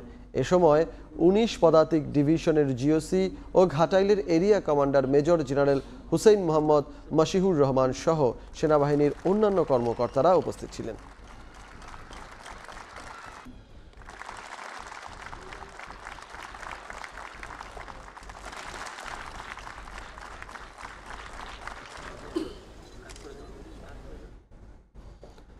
বাংলাদেশে জনস্বাস্থ্যের উন্নতিতে যুক্তরাজ্যের বেটার হেলথ ইন বাংলাদেশ প্রোগ্রামের অর্জন উদযাপন করা হয়েছে। এ উপলক্ষে রাজধানীর একটি হোটেলে অনুষ্ঠানের আয়োজন করা হয়। এ সময় জানানো হয় 2018 সাল থেকে যুক্তরাজ্যের এই ফ্ল্যাগশিপ স্বাস্থ্য উদ্যোগটি বাংলাদেশের জনস্বাস্থ্যের উন্নতিতে 65 মিলিয়ন পাউন্ড ব্যয় করেছে। মা, নবজাতক, শিশু স্বাস্থ্য ও পরিবার পরিকল্পনার পরিষেবা উন্নত করার লক্ষ্যে 16টি বিতরণ সংযুক্ত সূচক বাস্তবায়নে $37 মিলিয়ন সহায়তা করেছে। অনুষ্ঠানে বাংলাদেশের জনস্বাস্থ্যের চ্যালেঞ্জ মোকাবেলায় সহযোগিতামূলক প্রচেষ্টাকে এগিয়ে নিতে সহযোগিতা অব্যাহত রাখার প্রতিশ্রুতি দেন যুক্তরাজ্যের প্রতিনিধি ও এই কার্যক্রম বাস্তবায়নকারী অংশীদাররা।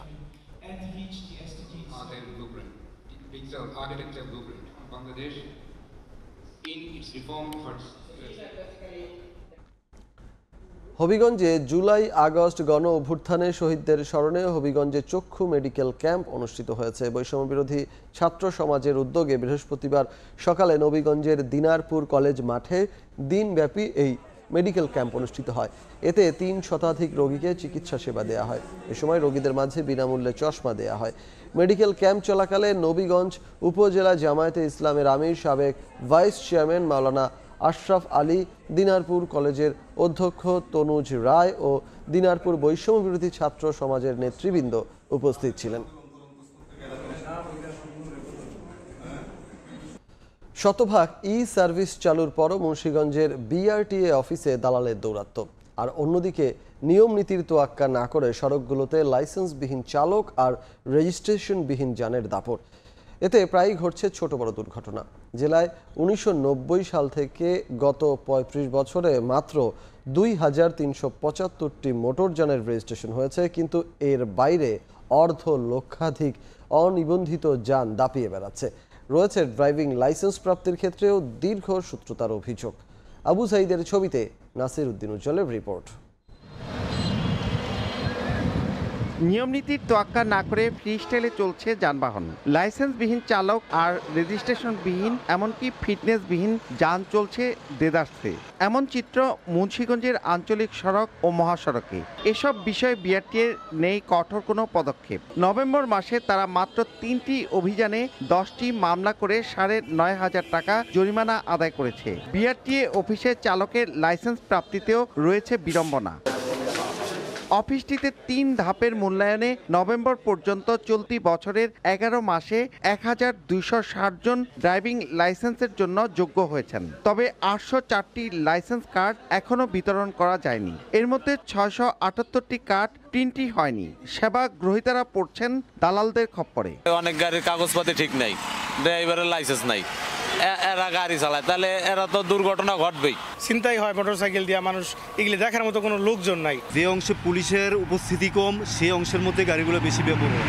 কাজকর্ম করতে গেলে অনেকের দালালের হাত ধরে যেতে হয়, তো আমরা দালাল হাত ধরবো কেন? তো সেই দালাল মুক্ত করার জন্য কর্মকর্তা যারা আছে তাদের কাছে বিশেষভাবে অনুরোধ, আপনারা দালালদেরকে ধরে আইনত ব্যবস্থা করেন যেন আমরা গিয়ে সুস্থ সুন্দরভাবে কাজটা করতে পারি। অভিযোগ অস্বীকার করে বিআরটিএ কর্মকর্তা বলেন, এখন সবকিছুই ঘরে বসে অনলাইনে করা সম্ভব। লোকজন না বুঝেই দালালে খপ্পরে পড়ছেন।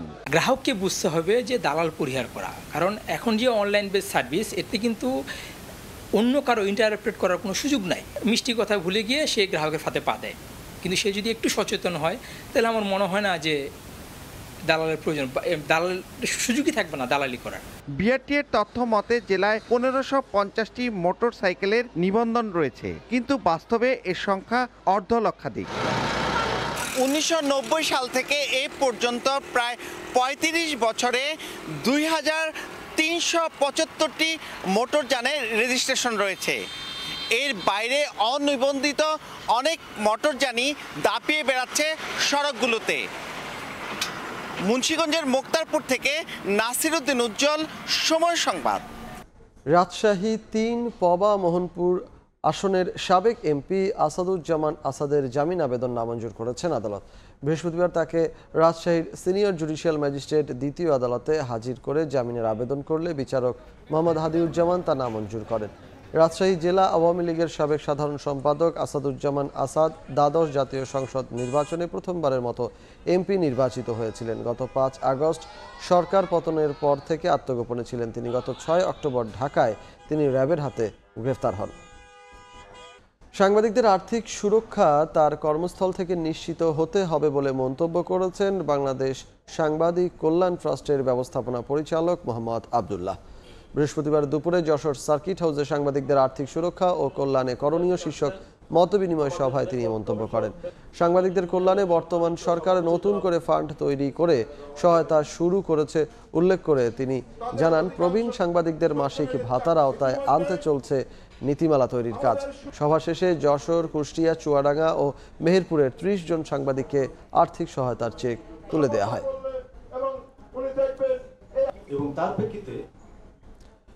জলবায়ু পরিবর্তনের কারণে রাজশাহীর বরেন্দ্র অঞ্চলে খরা, দাবদাহ এবং পানির সংকট মোকাবেলায় সরকারকে কার্যকর পদক্ষেপ গ্রহণ ও জাতীয়ভাবে বরেন্দ্র অঞ্চলকে খরা প্রবণ এলাকা হিসেবে ঘোষণা এবং বৈশ্বিক জলবায়ু তহবিলের দাবি জানানো হয়েছে। বৃহস্পতিবার সকালে রাজশাহী বিশ্ববিদ্যালয়ের ডিনস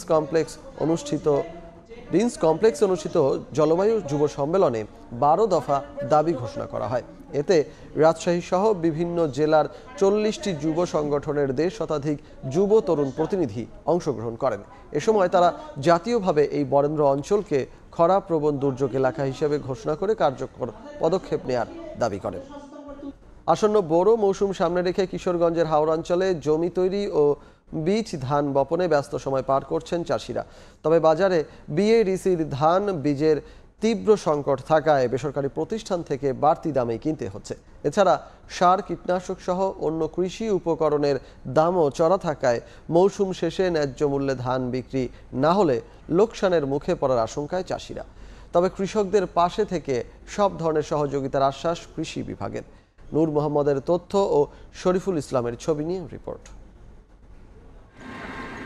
সার ও সেচ দেওয়ার মাধ্যমে বীজ ধান বপনের জন্য তৈরি করা হচ্ছে জমি। আসন্ন বোরো মৌসুম সামনে রেখে কিশোরগঞ্জের হাওর অঞ্চলে মাঠের পর মাঠে দিনব্যাপী চলছে এই কর্মযজ্ঞ। কৃষকরা জানান বাজারে বিএডিসির ধান বীজের সংকট আছে, এতে বেসরকারি প্রতিষ্ঠান থেকে কিনতে হচ্ছে বীজ। অপরদিকে ডিজেল, সার, কীটনাশক সহ অন্যান্য কৃষি উপকরণের দামও চড়া, এতে অনেকটা হিমশিম অবস্থা। বাজারে ধানের ন্যায্য মূল্য না পেলে লোকসানের মুখে পড়ার আশঙ্কায় তারা। 80,000 টাকা খরচ হবে একটা নিকেট করতে, মূল্য টাকা পুষায় না। ধানের দরটা বাড়াই লাগবো, এই যে দর আছে এই দরে আমরা কোনো করতে পারি না। এই ধানগুলা যাতে অতি সহজে সরকারি বিআরডিসিতে হচ্ছে, বিআরডিসিতে যাতে আমরা কম টাকাতে কিনতে পারি। কৃষকদের প্রয়োজনীয় বীজ ধান সরবরাহের সক্ষমতা বিএডিসির নেই বলছে খোদ কৃষি বিভাগ। তবে জানিয়েছে কৃষি বিভাগের পক্ষ থেকে বিনামূল্যে বীজ, সার ও সেচ ব্যবস্থাপনা নিশ্চিত সহ কৃষকদের দেয়া হচ্ছে সব ধরনের সহযোগিতা। সার ম্যানেজমেন্টে গুরুত্বপূর্ণ ভূমিকা পালন করতেছে এবং কোথাও যাতে সারের কোনো সমস্যা না হয়, যেন উচ্চ মূল্যে কোথাও সার বিক্রি না হয়, সে ব্যাপারে আমরা আমাদের পদক্ষেপ গ্রহণ করেছি এবং অব্যাহত আছে। কিশোরগঞ্জের ইটনা, মিঠামইন ও অষ্টগ্রামের হাওড়ে সবচেয়ে বেশি বোরো ধানের আবাদ হয়। চলতি বছর 1,68,100 হেক্টর জমিতে ধান আবাদের লক্ষ্যমাত্রা নির্ধারণ করা হয়েছে, যা থেকে উৎপাদন হবে প্রায় 8 লাখ মেট্রিক টন চাল। সময় সংবাদ, কিশোরগঞ্জ। রাজবাড়ীতে রোপণের 3 সপ্তাহ পেরিয়ে গেলেও বিএডিসির বাড়ি 4 জাতের পেঁয়াজ বীজে গজায়নি কোনো চারা। এতে ক্ষতির মুখে পড়েছেন জেলার 5 উপজেলার অন্তত 4,000 কৃষক। চারা না গজানোর বিষয়টি তদন্ত করে সত্যতাও পেয়েছে কৃষি বিভাগ। জানিয়েছে কৃষকদের ক্ষতিপূরণ দেওয়ার জন্য ঊর্ধ্বতন কর্তৃপক্ষের কাছে সুপারিশ করা হয়েছে। আশিকুর রহমানের রিপোর্ট। রাজবাড়ী সদরের পারশাইলকাঠি এলাকায় 25% জমিতে পেঁয়াজের বীজ বুনেছিলেন কৃষক মাজেদ মোল্লা। এর মধ্যে 20% জমিতে বাজার থেকে কেনা আর 5% কৃষি সম্প্রসারণ অধিদপ্তরের বিএডিসির বাড়ি 4 জাতের বীজ। বপনের পর এরই মধ্যে পেরিয়েছে 3 সপ্তাহ। তবে বাজার থেকে কেনা বীজে চারা গজালেও প্রণোদনায় পাওয়া বীজে গজায়নি চারা। সেই বীজ একটাও জ্বালায় নাই এবং পাশে যেই সুপার কিং আমি বাজার থেকে কিনে এনে চারা দিয়েছি ওটা খুব ভালো জ্বালাইছে, কিন্তু এই 5% জমিতে যে বীজটা দিয়েছে এই বীজটা সেরকম ভাবে জ্বালায় নাই। একই সমস্যায় জেলার 5 উপজেলার প্রায় 4,000 কৃষক। তারা জানান গত নভেম্বরে বিএডিসির দেয়া তাহেরপুরি, বাড়ি 4 ও বাড়ি 1 জাতের 4,000 কেজি বীজ বিতরণ করে কৃষি সম্প্রসারণ অধিদপ্তর। অভিযোগ করেন প্রণোদনার বীজে চারা না গজানোয় আর্থিক ক্ষতির মুখে পড়তে হয়েছে। সরকারি বীজ ভাবছিলাম যে আমাদের কিনা বীজের চেয়েও ভালো হবে, এখন দেখতেছি সরকারি বীজ তো আমাদের মাঠ দিলেও খ্যাতি হবে না। কোনো বীজ জ্বালায়নি, এবছরের জন্য আমরা এই পেঁয়াজের ফলন থেকে বঞ্চিত হলাম। ক্ষতিটা আমরা দাবি করতেছি সরকারের কাছে, এটা আমাদের সহায়তা একটু যাতে পাই। কৃষি বিভাগের কর্মকর্তারা বলছেন প্রণোদনার বীজে চারা না গজানোর কারণ শনাক্তে নমুনা সংগ্রহ করে পাঠানো হয়েছে গবেষণাগারে। সেই সঙ্গে কৃষকদের ক্ষতিপূরণ দেওয়ার জন্য করা হয়েছে সুপারিশ। ডিসি মহোদয়ের সাথে সমন্বয় রেখে আমরা একটা সুপারিশমালা আমাদের মিনিস্ট্রিতে পাঠিয়েছি, যাতে করে যা ক্ষতিগ্রস্ত কৃষকগণ তারা আবার পুনরায় পিএস বীজ দ্বারাই পুনর্বাসিত হতে পারে। আশা করি যে আমরা এই অতি তাড়াতাড়ি আমরা একটা রেজাল্ট পাবো এবং এ ব্যাপারে কৃষকের পাশে আমরা থাকতে পারি। জেলায় বিএডিসির 2,500 কেজি তাহেরপুরি, 1,100 কেজি বাড়ি 4 এবং 400 কেজি বাড়ি 1 জাতের পেঁয়াজের বীজ 4,000 কৃষকের মাঝে বিতরণ করে অধিদপ্তর। এতে সরকারের খরচ হয় 1,08,00,000 টাকা। আশিকুর রহমান, সময় সংবাদ, রাজবাড়ী। মুন্সিগঞ্জের ধলাগাঁও হাটে শীতের হরেক রকম সতেজ সবজির পসরা বসেছে, তবে চড়া দামে বিক্রি হচ্ছে সবজি। এ বিষয়ে বিস্তারিত জানাতে এই মুহূর্তে সেখানে আছেন সহকর্মী নাসিরউদ্দিন উজ্জ্বল। সরাসরি চলে যাচ্ছি তার কাছে। উজ্জ্বল, জেলায় 3,918 হেক্টর জমিতে আগাম শীতের সবজি আবাদ হয়েছে এবং দিন দিন কিন্তু সবজি বাড়তেই শুরু করেছে।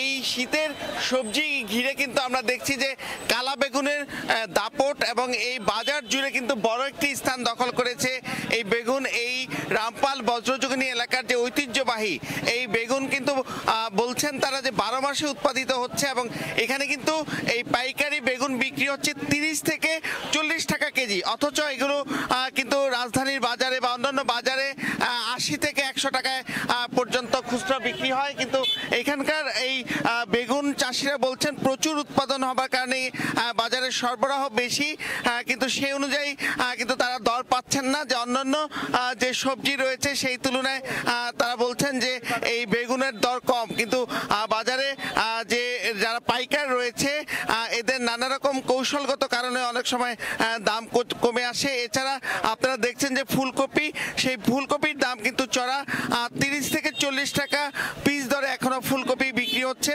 এবং বাঁধাকপি কিন্তু বাজারে উঠেছে, সেগুলোর দামও কিন্তু এরকমই চলছে। আর মূলা কিন্তু আমরা দেখছি যে বাজারে প্রচুর মূলা উঠেছে, এই নতুন মূলা সেগুলো কিন্তু 15 থেকে 20 টাকা কেজি দরে বিক্রি হচ্ছে। লাল শাক বিক্রি হচ্ছে 20 থেকে 25 টাকা, এবং এখানকার লাউ পাওয়া যাচ্ছে প্রচুর। এই সুস্বাদু লাউ কিন্তু 50 থেকে 70 টাকা পিস দরে। আর যে লাউয়ের যে শাক যেগুলো ডগা সেগুলো কিন্তু লাউয়ের চেয়েও চড়া দাম, এবং চারটির যে হালি আটি বাঁধে তারা সেগুলো 40 থেকে 60 টাকা কেজিতে বিক্রি করছেন। পেঁপে বিক্রি হচ্ছে 25 থেকে 30 টাকায়, মিষ্টি কুমড়া 35 থেকে 40 টাকা কেজি দরে।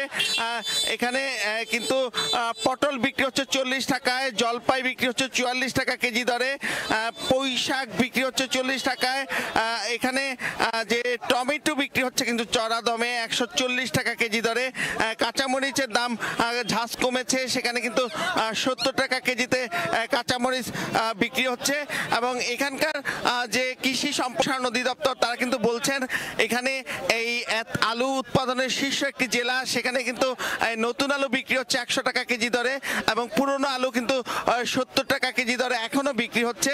অথচ জেলায় কিন্তু 16,000 মেট্রিক টনেরও বেশি আলু হিমাগারগুলোতে এখনো মজুত রয়েছে, এবং সেই আলুর যে বীজ আলু সেগুলো রয়েছে আরো 13,000 মেট্রিক টন।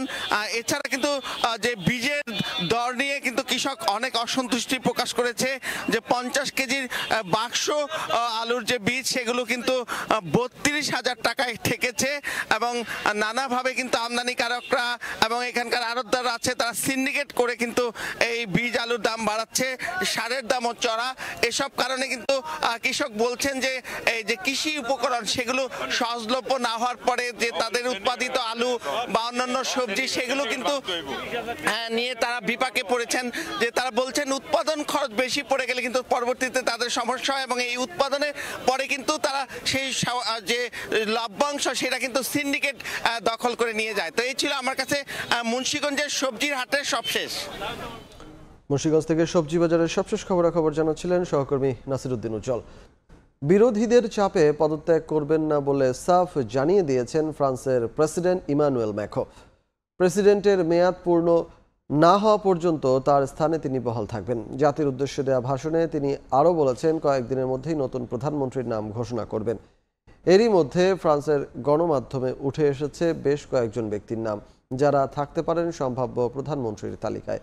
এ তালিকায় রয়েছে প্রেসিডেন্টের ঘনিষ্ঠ কয়েকজনের নাম। বেশ কিছুদিন ধরে রাজনৈতিক জটিলতায় ভুগছে ইউরোপের দেশ ফ্রান্স। বিরোধী দলীয় আইন প্রণেতারা বার্নিয়ের সরকারের বিরুদ্ধে অনাস্থা প্রস্তাব তোলায় প্রধানমন্ত্রীর পদত্যাগের পর প্রেসিডেন্ট ইমানুয়েল ম্যাক্রোকেও পদত্যাগের জন্য চাপ দিচ্ছে বিরোধীরা। যোগ্য প্রার্থীর সন্ধান করছে দেশটির প্রেসিডেন্ট। তবে স্থানীয় সময় বৃহস্পতিবার জাতির উদ্দেশ্যে দেয়া ভাষণে তিনি জানান বিরোধী বামপন্থী দলগুলোর চাপে পদত্যাগ করবেন না তিনি। প্রেসিডেন্টের মেয়াদ পূর্ণ না হওয়া পর্যন্ত তার স্থানে তিনি বহাল থাকবেন। বলেন খুব শিগগিরই ঘোষণা করবেন প্রধানমন্ত্রীর নাম। এরই মধ্যে ফ্রান্সের গণমাধ্যমে উঠে এসেছে বেশ কয়েকজন কর্তা ব্যক্তির নাম যারা থাকতে পারেন সম্ভাব্য প্রধানমন্ত্রীর তালিকায়। তালিকার শুরুতেই যার নাম আসে তিনি হলেন 38 বছর বয়সী সেবাস্তিয়ান লেকর্নু। তিনি বার্নিয়ের সরকারের প্রতিরক্ষা মন্ত্রী হিসেবে নিযুক্ত ছিলেন। রাশিয়া ইউক্রেন যুদ্ধে অস্ত্র সরবরাহের জন্য বিশেষ ভূমিকা রেখেছেন লেকর্নু। তবে সম্প্রতি ম্যাক্রোর প্রতিপক্ষের সঙ্গে গোপন বৈঠকের গুঞ্জনও শোনা গেছে বলে দাবি করেছে দেশটির গণমাধ্যমগুলো। তবে এই অভিযোগ পুরোপুরি অস্বীকার করেছেন তিনি। এরপরেই আছেন 73 বছর বয়সী ফ্রাঁসোয়া বাইরু। দেশটির রাজনৈতিক মহলে বেশ আলোচিত নাম তার। ছিলেন বিচারমন্ত্রী হিসেবেও। 2015 সালে প্যারিস হামলার সময় ফরাসি সরকারের স্বরাষ্ট্রমন্ত্রী ছিলেন 61 বছর বয়সী বার্নার্ড কাজেনেভ। তার প্রার্থিতা ম্যাখোর জন্য সোশ্যালিস্ট আইন প্রণেতাদের কাছে একটি বার্তা হতে পারে, যাতে তারা জোট থেকে বেরিয়ে আসতে পারে, কারণ দীর্ঘদিন তিনি সোশ্যালিস্ট পার্টির সদস্য ছিলেন।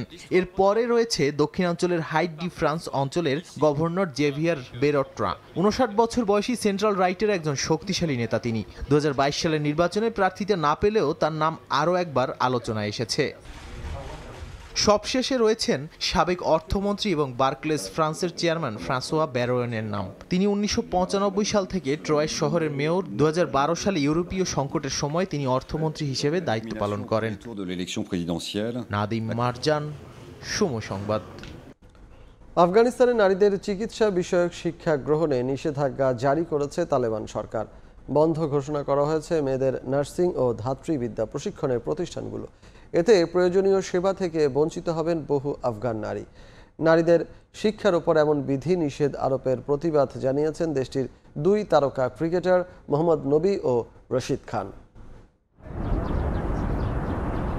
2021 সালে তালেবান আফগানিস্তানের ক্ষমতায় ফেরার পর থেকেই নানা নিষেধাজ্ঞায় জর্জরিত দেশটির জনগণ। বিশেষ করে নারীদের শিক্ষা বিষয়ে বেশ কড়াকড়ি আরোপ করেছে তালেবান সরকার। মেয়েদের মাধ্যমিক ও উচ্চশিক্ষা গ্রহণ নিষিদ্ধের পাশাপাশি খেলাধুলায় অংশগ্রহণেও জারি করা হয় বিধিনিষেধ। সম্প্রতি আফগান নারীদের জন্য চিকিৎসা বিষয়ক শিক্ষা গ্রহণও নিষিদ্ধ করা হয়েছে দেশটিতে, যা নিয়ে শুরু হয়েছে ব্যাপক সমালোচনা। স্থানীয় গণমাধ্যমগুলো জানায়, দেশজুড়ে বর্তমানে 30,000 নারী চিকিৎসা বিষয়ক শিক্ষা গ্রহণে জড়িত। এমন নিষেধাজ্ঞা জারির কারণে অনেককেই ক্লাসে ফিরতে বারণ করে শিক্ষা প্রতিষ্ঠানগুলো। এরই মধ্যে বন্ধ ঘোষণা করা হয়েছে মেয়েদের নার্সিং ও ধাত্রীবিদ্যা প্রশিক্ষণ কেন্দ্রগুলো। মানবাধিকার কর্মীরা সতর্ক করে বলেন, আফগান সমাজে তালেবান বহু প্রদেশেই পুরুষ চিকিৎসকদের নারীদের চিকিৎসা করায় নিষেধাজ্ঞা আরোপ করেছে। এই কারণে ধাত্রী ও নারী নার্সদের প্রয়োজনীয় স্বাস্থ্যসেবা থেকে বঞ্চিত হবেন লাখ লাখ আফগান নারী। নারীদের শিক্ষার ওপর এমন নিষেধাজ্ঞা আরোপে প্রতিবাদ জানিয়েছেন দেশটির 2 তারকা ক্রিকেটার মোহাম্মদ নবী ও রশিদ খান। সামাজিক যোগাযোগ মাধ্যম ইনস্টাগ্রামে একটি পোস্ট শেয়ার করে রশিদ খান বলেন, সম্প্রতি নারীদের ওপরে শিক্ষা ও চিকিৎসা বিষয়ক যে বিধিনিষেধ আরোপ করা হয়েছে তা সমাজের অবকাঠামোকে ক্ষতিগ্রস্ত করেছে। এছাড়া চিকিৎসা খাতে নারীদের অংশগ্রহণ খুবই প্রয়োজন উল্লেখ করে রশিদ আফগান সরকারের এই সিদ্ধান্তের বিষয়টি পুনর্বিবেচনার অনুরোধ জানান।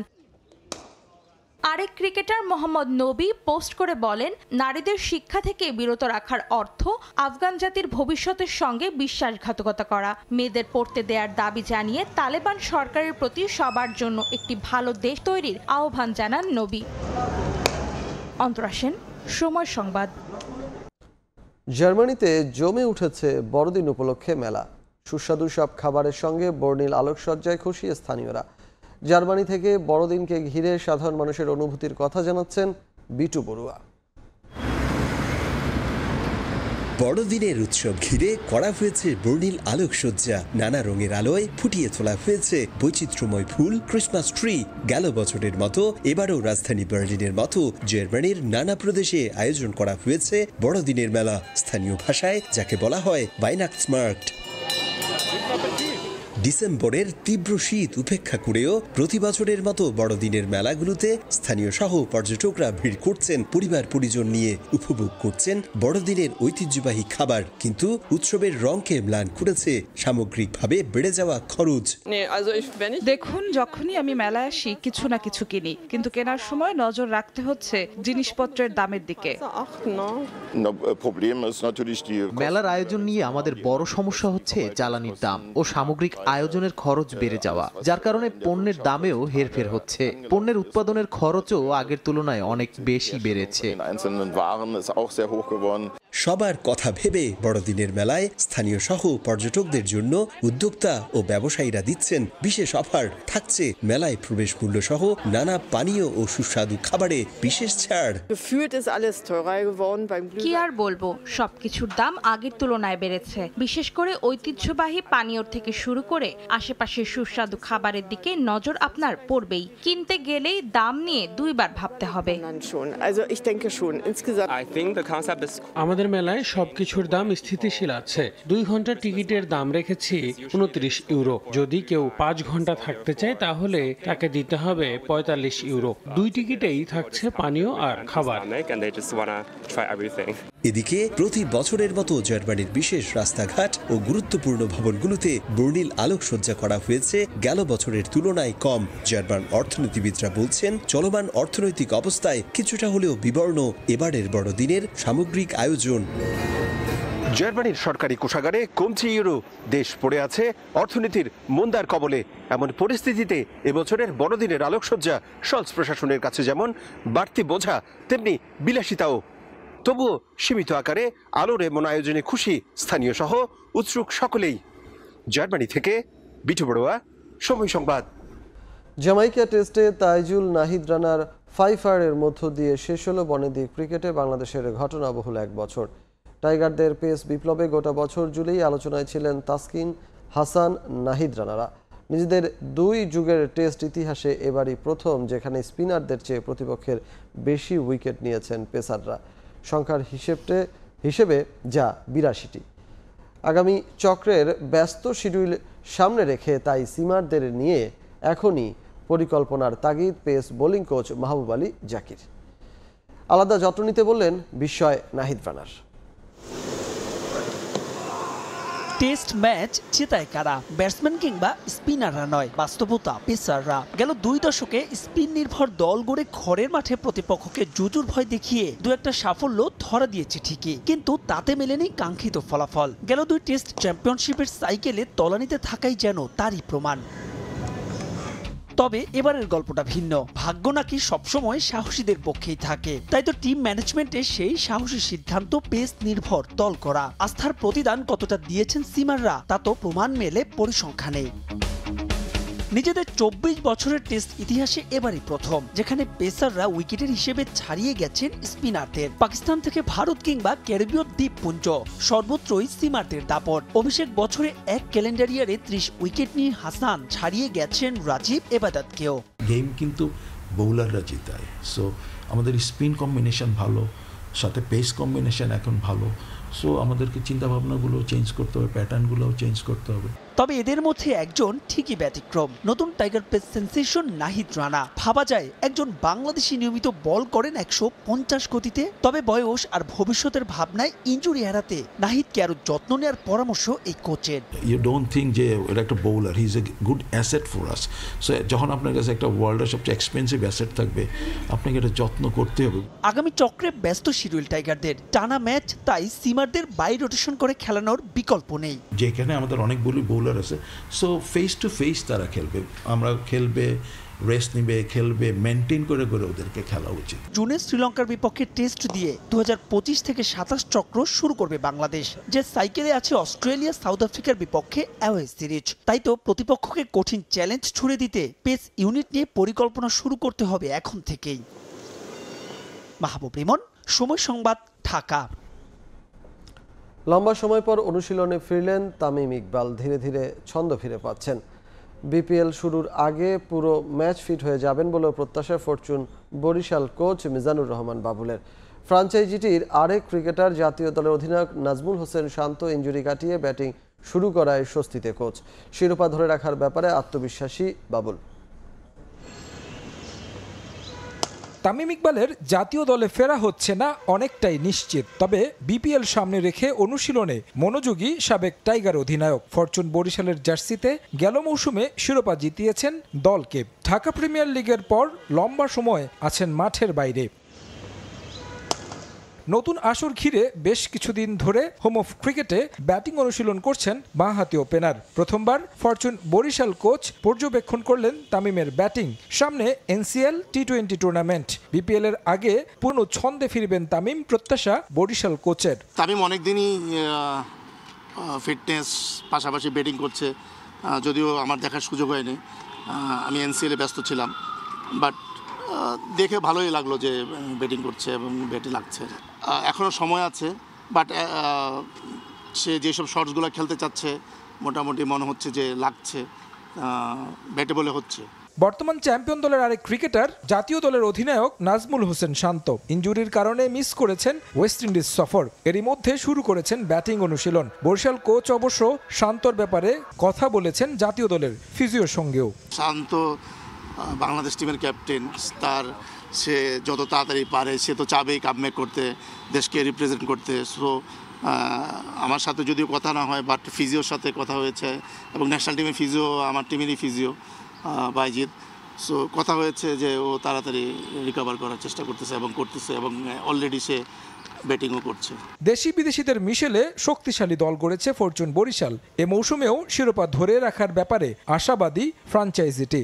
আমরা ডিফেন্ডিং চ্যাম্পিয়ন, এবছরও আশা করি চ্যাম্পিয়ন হওয়ার। এবং টিম ওয়াইজ যদি আমরা দেখি যে আমরা যখন টেবিলে টিম বানাই, আমাদের লাকও ফেভার করেছে, ওই অনুযায়ী আমরা টিমও তৈরি করতে পেরেছি। ওনারও আমাদেরকে সহযোগিতা করেছে টিম করার ক্ষেত্রে। সো সেই ক্ষেত্রে বলবো যে সব দিক দিয়ে আমরা ব্যালেন্স টিম। তারেক হাসান শিমুল, সময় সংবাদ, ঢাকা। বর্ডার গাভাস্কার ট্রফির খবর। সিরিজে ফেরার মিশনে শুক্রবার ভারতের মুখোমুখি হবে অস্ট্রেলিয়া। পার্থ টেস্টে হারের পর জয়ের জন্য মরিয়া অধিনায়ক প্যাট কামিন্স। জশ হ্যাজলউডের পরিবর্তে একাদশে ফিরেছেন স্কট বোল্যান্ড। এদিকে ইন্ডিয়ার একাদশেও আসছে পরিবর্তন। ফিরছেন রোহিত শর্মা ও শুভমান গিল। তবে ওপেনিংয়ে নয়, অধিনায়ক রোহিত ব্যাটিংয়ে নামবেন মিডল অর্ডারে। দুই জায়ান্টের ম্যাচ দিয়ে 11 মাস পর মাঠে গড়াচ্ছে day night pink ball test. অ্যাডিলেইডে 5 ম্যাচ সিরিজের দ্বিতীয় টেস্ট মাঠে গড়াবে সকাল 10টায়। হোম কন্ডিশনে টেস্ট জয় স্বাভাবিক ব্যাপার। অ্যাওয়েতে সংগ্রাম করে প্রতিটি দল। তবে টেস্ট চ্যাম্পিয়নশিপ শুরুর পর থেকে বদলে গেছে চিত্র। পয়েন্টের হিসেব নিকেশ থাকায় অ্যাওয়ে সিরিজ নিয়ে আলাদা পরিকল্পনা, প্রস্তুতি থাকে দলগুলোর। ইদানিং তারই প্রতিফলন দেখা যাচ্ছে মাঠে। বাংলাদেশ পাকিস্তানকে হোয়াইট ওয়াশ করেছে তাদের মাটিতে, নিউজিল্যান্ড ভারতে তাদের হোয়াইট ওয়াশ করেছে। আবার অস্ট্রেলিয়ায় প্রথম টেস্টেই 295 রানের বিশাল জয় পেয়েছে ইন্ডিয়া, যা বাড়িয়ে দিয়েছে বর্ডার গাভাস্কার ট্রফির ঝাঁজ। অ্যাডিলেইডের পিঙ্ক বল টেস্ট তাই ক্রিকেট বিশ্বে এখন সেন্টার অব অ্যাটেনশন। 5 ম্যাচের সিরিজ মাঠে গড়ানোর আগে সফররতদের কথার বানে জর্জরিত করেছে অস্ট্রেলিয়া। টেস্ট চ্যাম্পিয়নশিপ ফাইনালে উঠতে এই সিরিজ জিততেই হবে ভারতকে। চাপের মধ্যে থাকা দলকে উড়িয়ে দেবে চ্যাম্পিয়নশিপের বর্তমান চ্যাম্পিয়নরা, ধারণা ছিল তেমনই। পার্থের হারে তাই আতে ঘা লেগেছে অজিদের। অপটাস স্টেডিয়ামে ইন্ডিয়ান বোলিং অ্যাটাক, বিশেষ করে জসপ্রীত বুমরা বেশ ভুগিয়েছেন হোস্ট টিমকে। তবে অ্যাডিলেইডে যে কোনো মূল্যে জিততে চায় কামিন্সের দল। পার্থ টেস্টের ভুলগুলো আমরা বুঝতে পেরেছি, তাদের ব্যাটিং বোলিং সম্পর্কে স্পষ্ট ধারণা পেয়েছি। আশা করি ঘুরে দাঁড়াতে পারবো। ইনজুরির কারণে এই ম্যাচে থাকছেন না জশ হ্যাজলউড। তার জায়গায় 2 বছর পর হোম টেস্ট খেলতে নামবেন পেসার স্কট বোল্যান্ড। পরিসংখ্যান বলে পিঙ্ক বলে অপ্রতিরোধ্য অস্ট্রেলিয়া। ভারতের পারফরম্যান্সও দারুণ। তবে টিম ইন্ডিয়া গোলাপি বলের টেস্ট খেলতে নামছে 2.5 বছরের বেশি সময় পর। পার্থ টেস্টে জয়ের পরও কম্বিনেশন ভাঙতে যাচ্ছে ভারত। ফিরছেন নিয়মিত অধিনায়ক রোহিত শর্মা। 11-এ ফিরতে পারেন শুভমান গিলও। তবে ব্যাটিং অর্ডারে বেশ বড় সড় পরিবর্তন আনতে যাচ্ছে touring team. Just looking at this one test match, they batted brilliantly. আমি মিডল অর্ডারে নামবো। রাহুল ওপেনিংয়েই খেলবে। আমার জন্য এটা কঠিন হবে। তবুও ভারতের বাইরে তার যেমন পারফরমেন্স, তাতে বলা যায় এটার উপযুক্ত সে। আমরা ইতিবাচক ফলাফল চাই। অ্যাডিলেড ওভালে খেলা পিঙ্ক বল টেস্টে সবকটিতে জিতেছে অস্ট্রেলিয়া। দিবারাত্রির টেস্টে সর্বোচ্চ 4 সেঞ্চুরি অজি ব্যাটার মার্নাস লাবুশেনের, আর সর্বোচ্চ 39 উইকেট মিচেল স্টার্কের। অন্যদিকে অ্যাডিলেইডে নামার আগে 36 রানের ওই দুঃস্মৃতি তাড়িয়ে বেড়াচ্ছে ভারত দলকে। এবার ভিন্ন কিছুর প্রত্যয় রোহিত শর্মার দলের। মাকসুম আলম খান, সময় সংবাদ। রান ফর দ্য আর্থ এই প্রতিপাদ্যে রাজধানী হাতিরঝিলে চলছে হাফ ম্যারাথন প্রতিযোগিতা। এবারের আসরে অংশ নিয়েছেন প্রায় 700 দৌড়বিদ। এই মুহূর্তে সেখানে আছেন আমাদের সহকর্মী তামিম হোসেন। সরাসরি চলে যাবো তার কাছে। তামিম, জীবনের জন্য দৌড়, দৌড় সুস্বাস্থ্যের জন্য। আর ওই সুস্বাস্থ্য নিশ্চিত করতেই কিন্তু আজ খুব সকালে থেকেই কিন্তু রাজধানীর হাতিরঝিলে প্রায় 700 লোক কিন্তু অংশগ্রহণ করেছেন এই ম্যারাথনে। এই ম্যারাথনের প্রতিপাদ্য হচ্ছে রান ফর দ্য আর্থ। আসলে এরা এখানে যদি বলি, আমি প্রায় 700 মানুষ কিন্তু এই ম্যারাথনে এসে অংশগ্রহণ করেছে। এখানে 60 ঊর্ধ্ব মানুষ থেকে শুরু করে একদম 10-এর নিচের মানুষও কিন্তু বাচ্চারাও কিন্তু এই দৌড়ে অংশগ্রহণ করেছে। আমরা যেমনটা জানি আসলে দৌড় এমন একটা জিনিস যাতে আপনার সব ধরনের রোগ থেকে প্রতিরোধ করতে কিন্তু এই দৌড় খুবই উপকারী। তো আমরা যেমনটা জানি আসলে আজকে সকাল ভোর 6টা থেকে কিন্তু তাদের এই যে হাফ ম্যারাথন 21 কিলোমিটারের হাফ ম্যারাথন, এই হাফ ম্যারাথনে কিন্তু তারা এসে অংশগ্রহণ করেছেন। ইতিমধ্যে আমরা দেখেছি যে অনেকেই আসলে এই হাফ ম্যারাথনের পুরোটা কমপ্লিট করেছেন এবং আমরা অনেকের সাথে কথাও বলেছি এবং তারা বলেছেন আসলে এই ম্যারাথন কিন্তু তাদের যেমন আমরা বেশ কয়েকজন বয়স্ক লোকের সাথে কথা বলেছি, তারা যে বলেছেন যে আসলে তারা এই বয়সেও যে এভাবে রানিং করছেন তার একটাই মূল কারণ হচ্ছে যে তারা করতে পারছেন কারণ হচ্ছে তারা দীর্ঘদিন ধরেই এই রানিংটা চালু রাখছেন। তারা বিভিন্ন সময় এই ম্যারাথনগুলোতে অংশ নিচ্ছেন এবং তাদের সুস্বাস্থ্য ঠিক রাখছেন। এছাড়া আমরা যদি বলি তাদের রোগ প্রতিরোধ ক্ষমতাও কিন্তু অন্যান্যদের, তাদের ভাষ্য মধ্যে যে রোগ প্রতিরোধ ক্ষমতাও কিন্তু তাদের অন্যান্যদের চেয়ে অনেক ভালো। তো ওই ক্ষেত্রে বলা যায় যে আসলে এই দৌড়, এই ম্যারাথন প্রতিযোগিতা কিন্তু আপনার সুস্বাস্থ্যর জন্য কিন্তু খুবই উপকারী একটা জিনিস। এছাড়া আমরা যদি বলি আসলে এখানে যে পরিমাণ অনেক আমরা বয়স্ক মহিলাদেরকেও এখানে অংশগ্রহণ করতে দেখেছি এবং তারাও কিন্তু আসলে একই ধরনের কথা বলছেন যে আসলে নারীদের, প্রতিটা নারীর জন্যই কিন্তু এই দৌড়টা খুব গুরুত্বপূর্ণ একটা বিষয়। কারণ আমরা যেমনটা জানি যে আসলে নারীদের বেশিরভাগ সময় ঘরেই থাকা পড়ে, তো ওই জায়গা থেকে তাদের বিভিন্ন মেদ শরীরে জন্মায়, তো ওই মেদ কাটানোর জন্য এই দৌড় কিন্তু খুবই গুরুত্বপূর্ণ একটা বিষয়। তো এছাড়া আমরা যদি বলি এই ম্যারাথনের কিন্তু আরেকটা উদ্দেশ্য আছে, তারা আসলে আরেকটা প্রতিপাদ্য তারা ঠিক করেছে, যেটা হচ্ছে যে প্লাস্টিকের পলিথিন যেন কম ব্যবহার করা হয়। তো রাজধানীর হাতিরঝিল থেকে ম্যারাথন নিয়ে এই ছিল আমার কাছে সবশেষ তথ্য। রাজধানীর হাতিরঝিল থেকে ম্যারাথনের সবশেষ খবরাখবর জানাচ্ছিলেন সহকর্মী তামিম হাসান। ইতিহাস গড়ে দেশে ফিরেছে বাংলাদেশ অনূর্ধ্ব 21 হকি দল। প্রথমবারের মতো যুব বিশ্বকাপে সুযোগ পাওয়া দলকে বিমান বাহিনীর ফ্যালকন হলে দেয়া হয় সংবর্ধনা। ফেডারেশন থেকে তাদের 5 লাখ টাকা অর্থ পুরস্কার দেয়া হয়। 2025 যুব বিশ্বকাপে ভালো করতে প্রস্তুতি ম্যাচ আয়োজন এবং সুযোগ সুবিধা বাড়ানোর দাবি জানিয়েছেন কোচ ও খেলোয়াড়রা। ছিল না কোনো আলোচনা, তাদের কাছে ফেডারেশনেরও প্রত্যাশা ছিল না এতটা। তবে তারাই গড়েছেন ইতিহাস, প্রথমবারের মতো জায়গা করে নিয়েছেন হকির যুব বিশ্বকাপের মঞ্চে। ওমান থেকে যুব এশিয়া কাপ খেলে দেশে ফেরার দিনে তাই হাস্যোজ্জ্বল গোটা দল। দেশে ফেরার পর অনূর্ধ্ব 21 দলকে বরণ করে নেয় হকি ফেডারেশন। বিমানবন্দরে ফুলেল শুভেচ্ছার পর তাদের বিমান বাহিনী ফ্যালকন হলে দেয়া হয় সংবর্ধনা। অথচ এই দলটাই এশিয়া কাপে যাওয়ার আগে সুযোগ পায়নি একটি প্রস্তুতি ম্যাচ খেলারও। এই বছরে ক্রিকেট একটা ভালো রেজাল্ট দিয়েছে, ফুটবল দিয়েছে, আমরাও যদি একটা ভালো রেজাল্ট দিতে পারি তাহলে আলহামদুলিল্লাহ আমরা অনেক ভালো একটা দেশকে রিপ্রেজেন্ট করতে পারবো, অনেক ভালো একটা উপহার দিতে পারবো। হকিতে খেলাধুলা নাই, হকিতে কোনো বড় কম্পিটিশনে যেতে পারে না বা হকিতে কোনো বড় সাফল্য নেই। সো আমরা চেষ্টা করছিলাম যে না, আমরা যদি এবার ওয়ার্ল্ড কাপ কোয়ালিফাইটা করতে পারি সেক্ষেত্রে দেখা যাবে যে বড় বড় যে স্পন্সর কোম্পানিগুলো আছে তারা হয়তো বা আমাদেরকে পাশে থাকবে। প্র্যাকটিস ম্যাচ যেগুলো পেয়েছি সেগুলো সব লোকাল দলের বিরুদ্ধে, তাই সেখানে আসলে শক্তিমত্তাটা ওভাবে জানা যায় না। তো ওখানে যাওয়ার পরে আমরা একটা প্র্যাকটিস ম্যাচ খেলেছিলাম কোরিয়ার সাথে।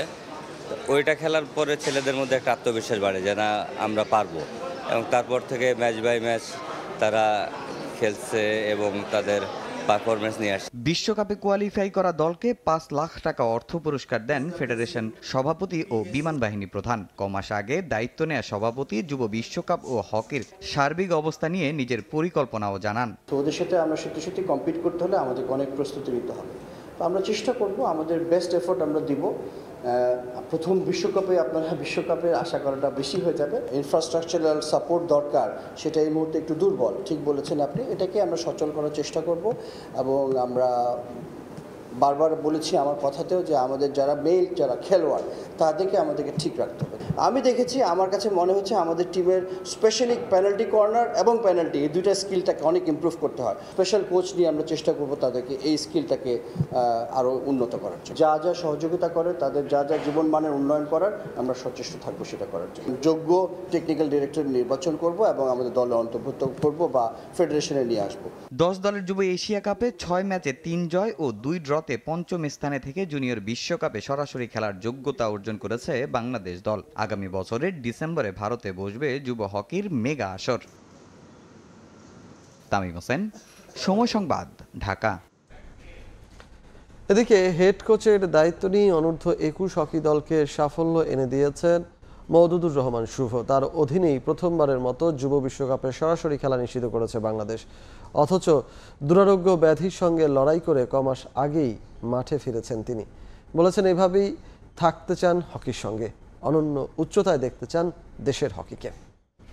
কদিন আগেই ভুগছিলেন মস্তিষ্কের জটিল রোগে, সেই লড়াইটা পাড়ি দিয়ে আবারও ফিরেছেন মাঠে। খেলোয়াড়ি জীবনে না পারলেও কোচ হিসাবে দলকে উঠিয়েছেন বিশ্বকাপের মঞ্চে। বলছিলাম মওদুদুর রহমান শুভর কথা, এখন শুনবো তার বিষয় নিয়ে।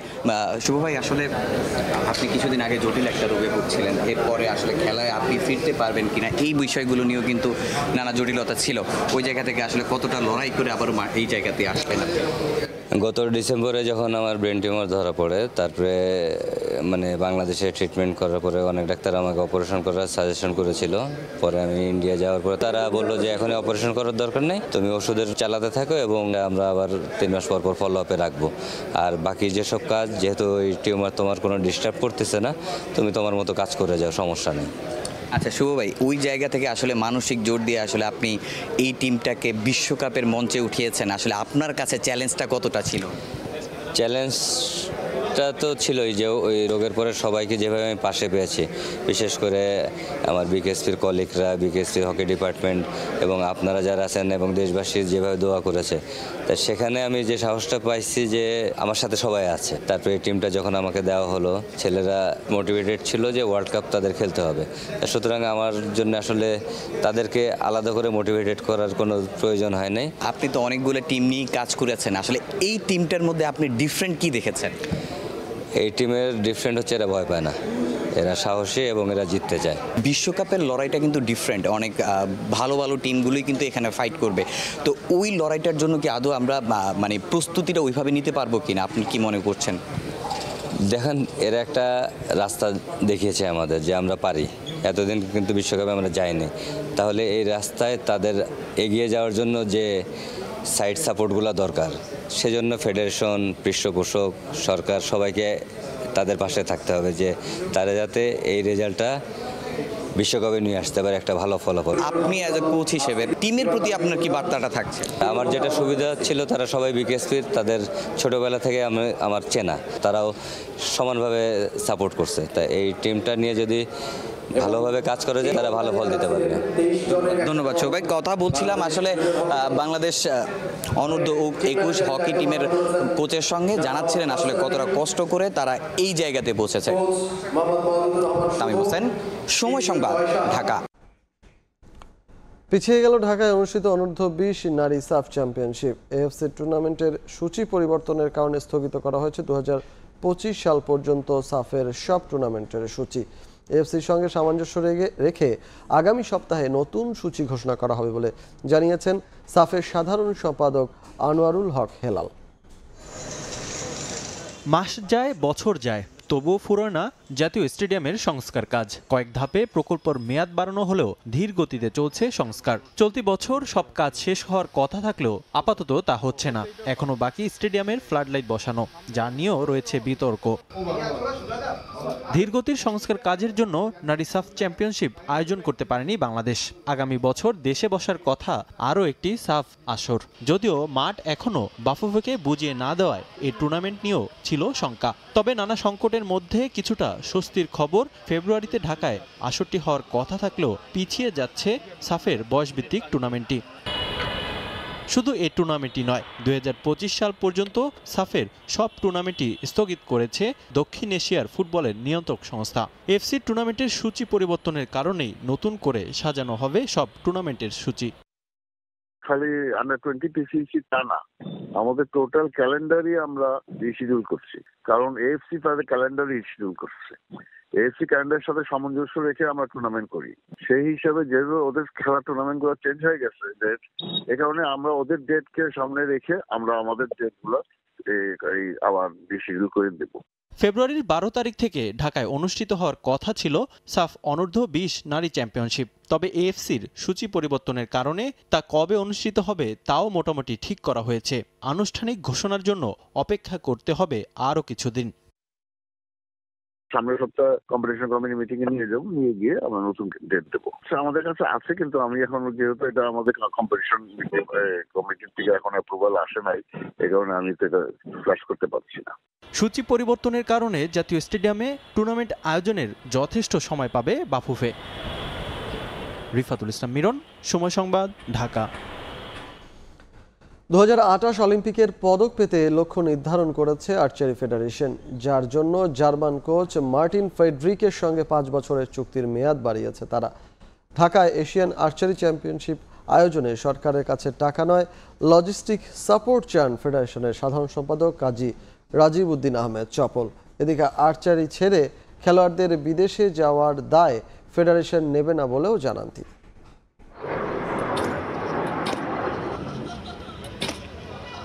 দেশের ক্রীড়াঙ্গনের অন্যতম সফল ফেডারেশন আর্চারি। 18 বছরের পথ চলায় এই ফেডারেশনের হাত ধরে আন্তর্জাতিক আসরে বাংলাদেশ পেয়েছে 41টি স্বর্ণপদক। এই ডিসিপ্লিনে আন্তর্জাতিক অঙ্গনে বরাবরই সফল দেশের আর্চাররা।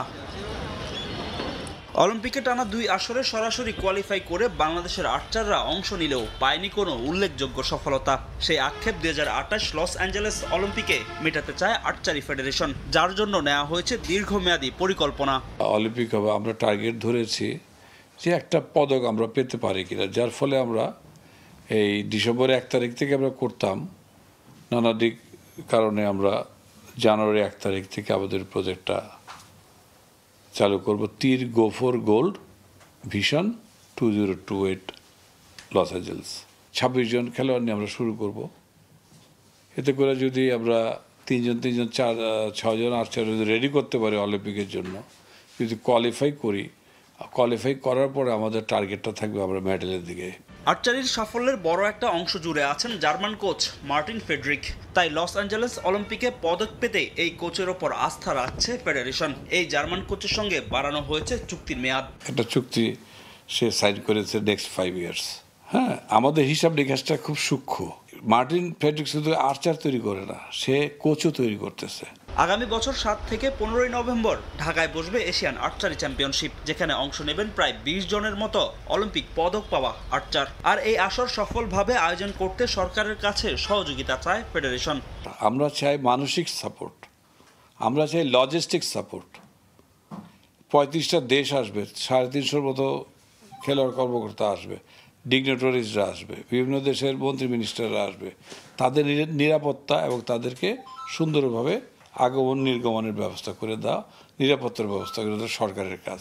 এত সফলতার মাঝে আছে দুঃসংবাদ। অজানা কারণে এই খেলায় আগ্রহ হারাচ্ছেন অনেক তরুণ আর্চার। সম্প্রতি দেশ ছেড়ে বিদেশে পাড়ি জমিয়েছেন 2 জন আর্চার, তবে তার দায় ফেডারেশন নেবে না বলে জানান আর্চারি ফেডারেশনের সাধারণ সম্পাদক।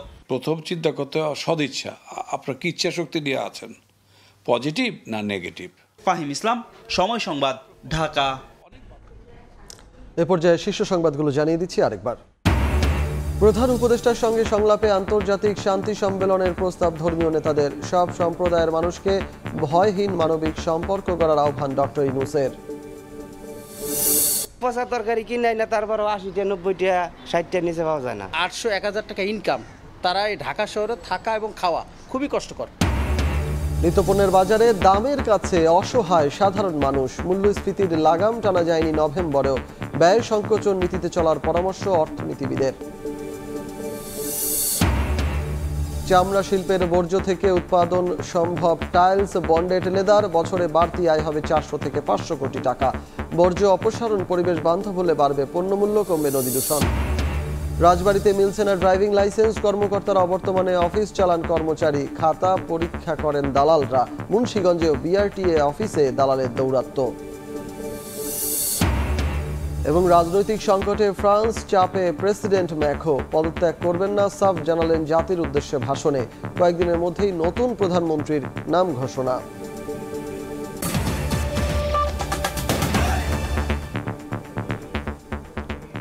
এ ছিল ভোরের সময়ের সঙ্গে থাকুন সময়ের।